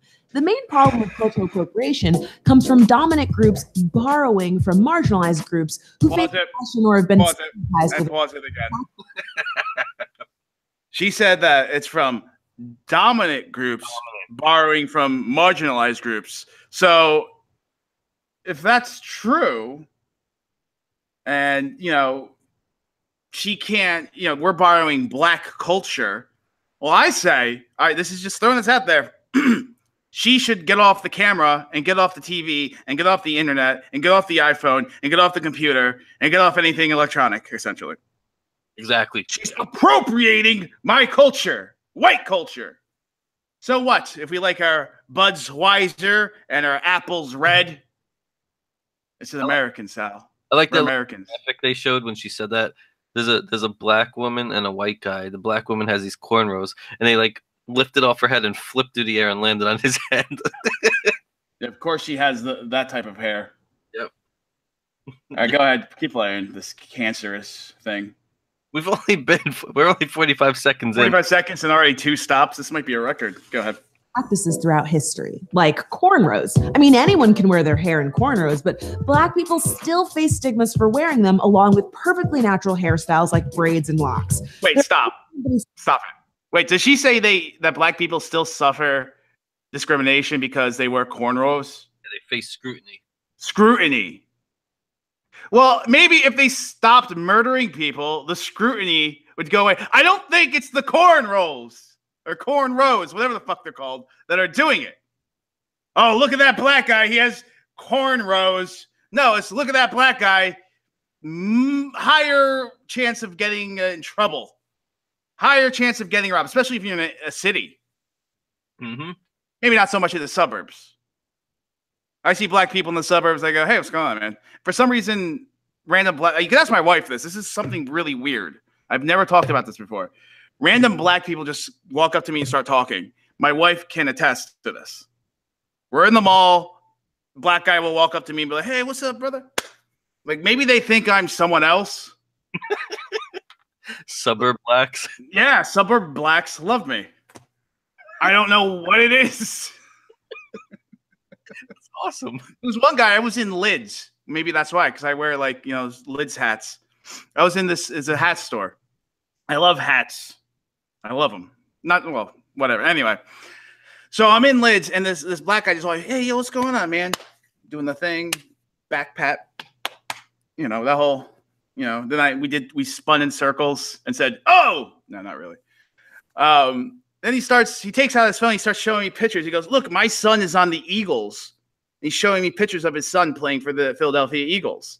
I'm like, oh, okay. Does he think I'm a football scout? Like, what is happening right now? You know, sometimes when I'm in the suburbs, I look like a basketball NBA coach. Should have pulled out a picture. Oh! Pulled out your phone and be like, look, my kid doesn't have a record. I know my kid. See, that's the suburb blacks. They know their kids. Keep going. Last time you've seen your son. In schools that prohibit these natural hairstyles. People have actually been fired for wearing braids. Meanwhile, fashion models and celebs like Kylie Jenner get praised for wearing cornrows. And that's the main point. One group is being penalized by institutions for wearing natural hairstyles, while the other is called edgy and stylish for doing the exact same thing. I'm doing it because I think it's beautiful and exotic. I'm just showing appreciation for the culture. Stop it. Pause it. Black women get perms, which is the opposite for white women. They straighten their hair with flat irons and wear wigs to make their hair straighter. They say because of the white man's beauty standards, you know, it looks better. I guess, I don't know, a wig or straighten your hair. I think we talked about it last week, that documentary by Chris Rock called, I think it's like Good Hair. Yeah. It's all about black women's hair. If you're interested in black women's hair, watch that. It's interesting. It's a whole subculture thing going on that I did not know about. But they put the wigs on, they get the weaves. You know how many weaves I've seen pulled out in fights in high school? Oh my God, yeah. Right? Yep. They go right for the weave. They're like, oh, ripping out the weaves, ripping out the hair, and those things are in there sometimes. So they're pulling, and all of a sudden you hear fucking scalp. Ugh. Nasty. Go ahead, play.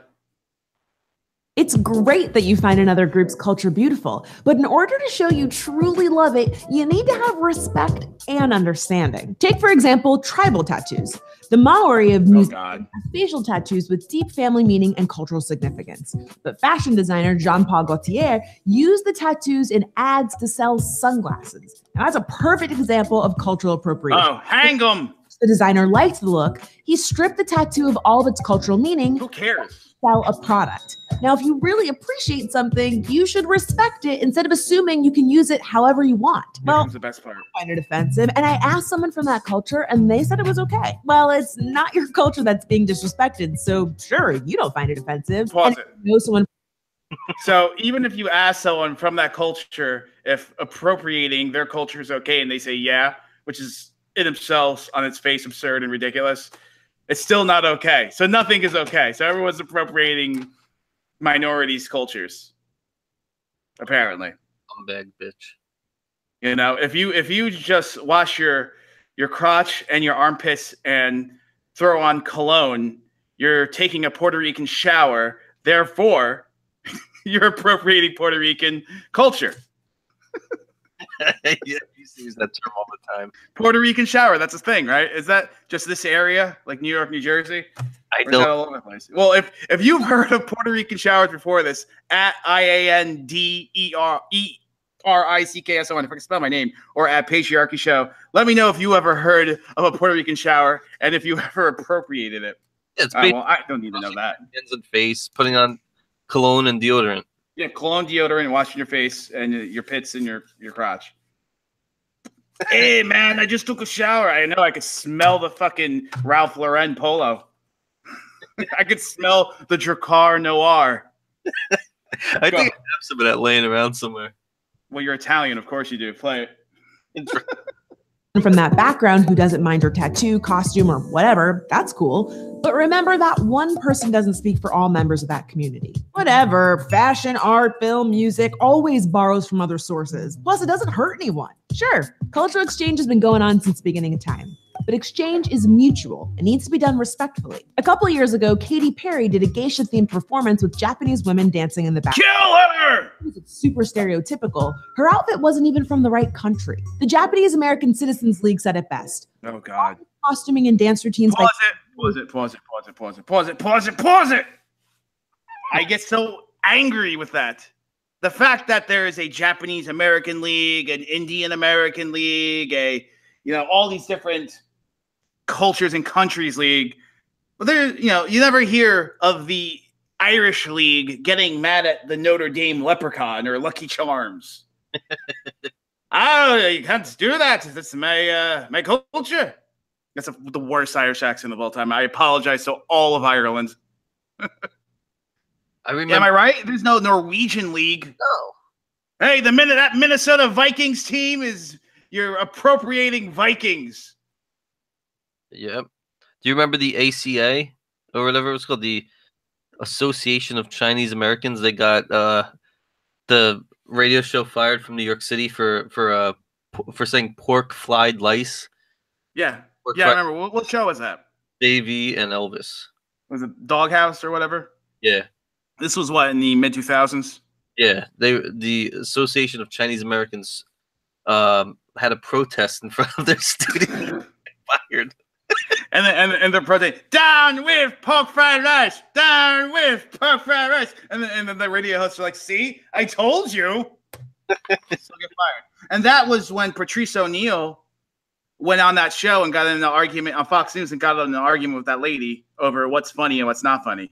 Oh, when he said rape is funny. Yeah, rape is funny.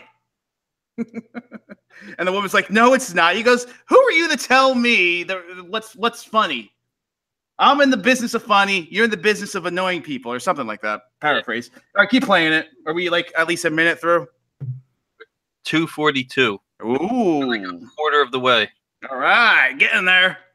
Played carelessly with stereotypes in an attempt to create a Japanese aesthetic. And that kind of crushes the idea that appropriation is harmless. You're just trying to tell why? How did it harm anyone? Hello? Who did it hurt? Who got raped? Amendment? Nobody's telling you what to think, wear, or say. Marginalized people can't stop you from doing your thing, even if they wanted to. But if you think you have the right to use any cultural tradition just because, that's where you get into oppressive territory. And if you genuinely don't care if someone is hurt by your appropriation, that's just crappy. So because I'm white, I'm automatically racist. And if I wear this clothing, I'm even more racist. This isn't about beating up on white people. It isn't? Marginalized cultures. Heck, Pharrell even made the mistake of wearing a Native American headdress on the cover of Elle magazine. And after much deserved flack, he actually issued an apology. If Chinese people wear blue jeans, so only black people apologize. Blue jeans! Black girls wearing blonde weaves. Or how about speaking English? Okay, this is a tough one. Assimilation and appropriation aren't the same thing.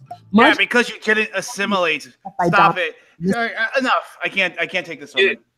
You know what I think of when I think of assimilation? When there's that white girl in high school and then she starts dating a black guy and she totally changes. Yeah. Now she's all hard. Yeah. That's what happened. The true story, I was best friends with this girl, Kristen, through high school. And her senior year, she started dating this black dude. And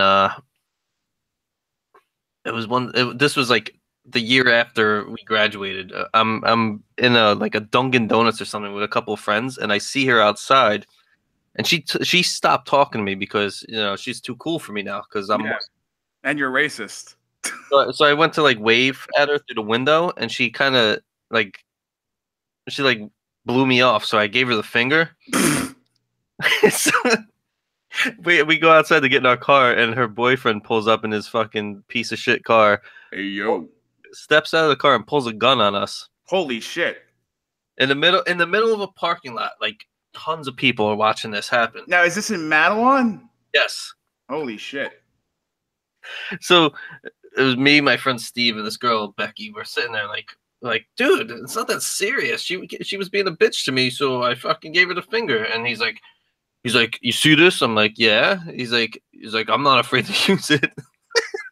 and then people are like, dude, you better get the fuck out of here. You're being stupid now. And then they talked him out. He fucking hopped in his car and drove off. Yeah, and I bet he's not afraid to use I bet he is afraid to use Facebook to find his kids. Oh! He died a week later. Whoa! So he didn't have any kids. His name? Wait, what the hell was? What's his name? His name was Terrion. Terrion? Was it Terrence? He went to our school. He died racing on the turnpike. Later. Well, he was going to be a problem anyway, so someone took care of that problem. Yeah, karma. Yeah, I mean, he pulled out a gun because you gave his girlfriend the middle finger because she was being a cunt. Her uncle is still is a teacher in the high school. Her uncle. Okay, well, let's not get that far into it. All right, let's see. What else do we have to cover? We got a couple more things on here. Alex Jones with my notes. This is Alex Jones. Welcome to the Alex Jones Show, the official podcast of the alt-right. Oh, so Faith Goldie was chased out of a university in Ontario. Do you want to play that real quick? Oh, yeah, that was disgusting. So, yeah.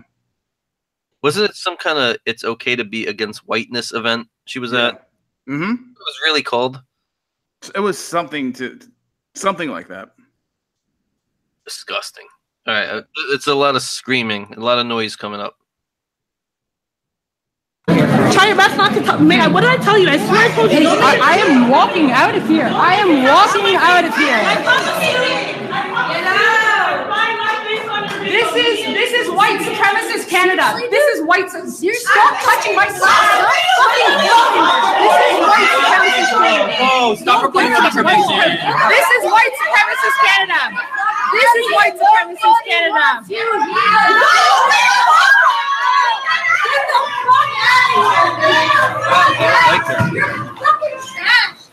fucking garbage. Get out. Fucking garbage. Get out.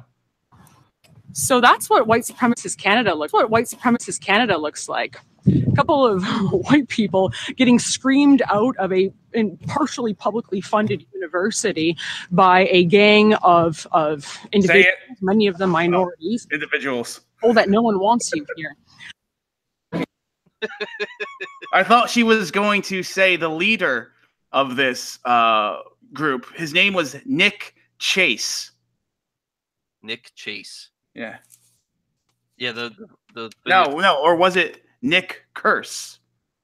Sorry, I got the joke wrong. Nick Curse. Say Nick Curse fast, Sal. Nick Curse. Oh. That's what I thought she was going to say. This is all Nick Curse's fault. I like that, Nick Curse. I forgot who did it. Someone did it on Ethan Ralph's channel the other day. And he's like, what? Pretty funny. Yeah. So Faith Goldie was chased out of a partially taxpayer-funded university in Ontario. I think that's all for the videos, all right? Or the audio for some people. Most people. Let me see here. Boom. Real quick. Oh, there's some stories. There's some stories I want to go. I want to go over South Africa because I think it's very important. Okay. I think the whole plight in what's going on in South Africa needs to be addressed. Nobody's talking about it, or very few people. It's like a subculture internet thing. Like Ralph talked about it, Orwell and Good talks about it, but you don't have, Hannity. Have you listen to Hannity on your drive home from work, right? He talks about Robert Mueller and the Attorney General, the Inspector General. He talks about he talks to what's her name? The journalist from Circa that Fox News just picked up. She's pretty good. What the hell? I can't think of her name right now, but it's mostly about the Trump-Russia investigation every single day. Okay. So that's his thing. Yeah. That's his thing. South Africa. No, nothing about the wall. A little bit about the omnibus. Nothing about our demographics or culture eroding. Well, apparently, activists say, this is a Newsweek article. I'm surprised Newsweek. Oof. Wow. But it's on the internet. Activists say South African authorities are, kind of approving attacks on the country's white farmers, with one being murdered every 5 days, and the police turning a blind eye to the violence. So there's a white farm murder, once every 5 days, and nobody's doing anything about it. The white nationalist lobbying group, AfriForum, now this is Newsweek. I'm not sure if AfriForum is a white nationalist group. Yeah, you got. It might be just you got to take it for what it is, where it's coming from. Even if it is, big whoop. Says that when they talk about the ADL, the SPLC, they don't. The Jewish group, the ADL, no. It's just the ADL. Anyway, so this group says that when lawmakers passed a motion last month, which could see land being seized from farmers without compensation, and sent a message that landowners could be attacked with impunity. It said there have been 109 recorded attacks so far in 2018. So 109, and then we're at the end of March.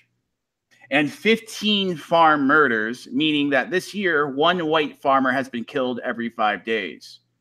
In a statement, the head of safety for AfriForum, Ian Cameron, said this: "Our rural areas are trapped in a crime war. Although the South African government denies that a violent crisis is starting in rural areas the numbers prove that excessive violence plagues these areas." So I'm on the AfriForum website right now. Yeah. It's I had to translate to English. Mm-hmm. It's not a some kind of far right site. They have like community watch programs to help get people water that don't have it. Oh my God, so white and nationalist and racist of them.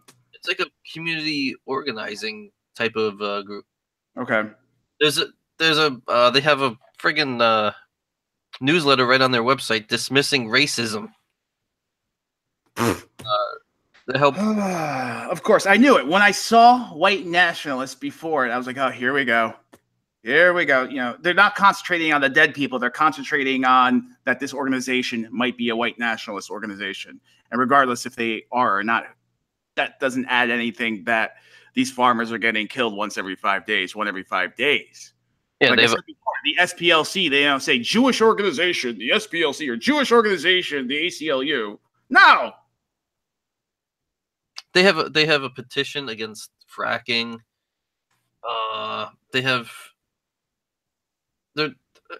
It's basically like a municipal, community organizing type of group. Yeah. Help the parent-teacher, help organize parent-teacher conferences in schools. The Fire Hydrant Project. What the hell are they talking about? It's nothing, right? It's like a community affairs type of friggin' website. That's pointless. All right, so I just wanted to, before we close the show up, I just wanted to bring that up. So we have a couple things I want to get to before we wrap up the show. So this is some important stuff, Sal. I want to thank Ricky Vaughn for coming on. You can find him on Gab, gab.ai/Ricky_ Vaughn, VAUGHN 99, and on wow, how long has it been? Over 2 hours. That's why. Yeah. I'm losing steam. The podcast, SoundCloud.com/Ricky Vaughn Cast. It's really good. I listened to 2 episodes. There's only 5 up, so you could bang right through them. It's a really good show. You helped with the first one, didn't you? Yeah, I helped produce his first episode, and I think he now he's doing it on his own. It sounds good. He's quality, good content. He's a smart dude. Yep, he knows what he's talking about. And let's see, and you could find his YouTube as well. Just search for Ricky Vaughn. I'm sure it'll pop up. Why don't we cue the music, Sally? Oh, real quick. Also, if you didn't catch it at the beginning of the show, network announcements. My show with Question Most Things, Cancer Watch, is on Fridays nights.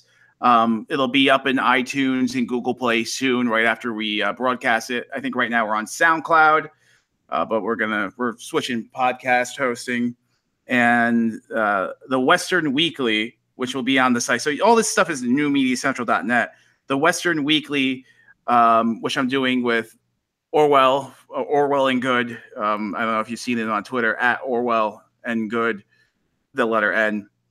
We're doing a show, the Western Weekly, where we talk about, the top stories that are going under or not reported in the Western world that's affecting, Western culture and for that matter, white people.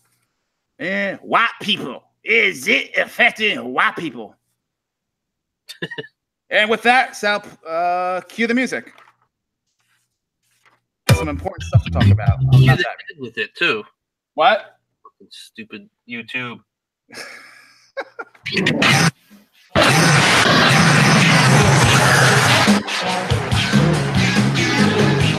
I want to thank you all for listening. You're wonderful people for putting up with us for over 2 hours. We covered a lot of stuff, Sal, didn't we? Yes, we did. It was a good show. We got a lot done. Make sure you take 10 seconds and give us 5 stars on iTunes. It helps us and spread our message. Liberals are going on iTunes and giving us 1 star. So in the description or on our show page on newmediacentral.net, you can do that. Or whatever you're listening to us on, give us a like, subscribe, whatever it is on YouTube, hit alerts. It helps us. It gives us a boost of confidence that we're actually doing something right. That people enjoy listening to us. Well, I know some of you do. Some of you hate listen, like the liberals that give us 1 stars on iTunes. New Media Central, newmediacentral.net. So New Media Central is an independent network of new and different voices from the right. Find informative news, commentary, and thought-provoking podcasts. And our network of podcasts is growing, so we're going to have a lot of material and content to give you guys. And since New Media Central is independent of PAC and mainstream media influence, we this is all our own thing. I'm the editor-in-chief, Sal's the managing editor, and then we have a bunch of writers and other editors underneath. We appreciate any help you can give. And by help, I don't mean Patreon. We may set that up in the future, but just go to the website. Go to newmediacentral.net. Check out the sponsors. You can follow me on Twitter. I mentioned it a couple times, at Ian D. Erickson, IANDERICKSON. You can follow Sal at New Media Sal _ at the end. New Media Sal _. Follow the show at Patriarchy Show. And follow the entire network so you can know everything that's going on in the nexus or universe of New Media Central at New Media Central. It's pretty simple. I already follow it. It's a great thing because it's my thing. Of course, it's a great thing. And last but certainly not least, heartofamarine.org. Heartofamarine.org. The Heart of a Marine Foundation is a nonprofit organization that provides comfort, support, financial assistance, and educational resources to improve the quality of life of military personnel in all branches of the United States Armed Forces, including veterans and their families. Now, heartofamarine.org, the Heart of a Marine Foundation, is run by 2 Gold Star parents, a Gold Star mother, a Gold Star father. they happen to be the parents of my childhood best friend, and who my best friend up until he died. He died coming up April 8th in Fallujah, Iraq, 2004. They started this organization. It's a small organization. There's almost like no overhead, so your money's going right to the people that need it. heartofmarine.org. And Sal, you have anything else you want to say before we close?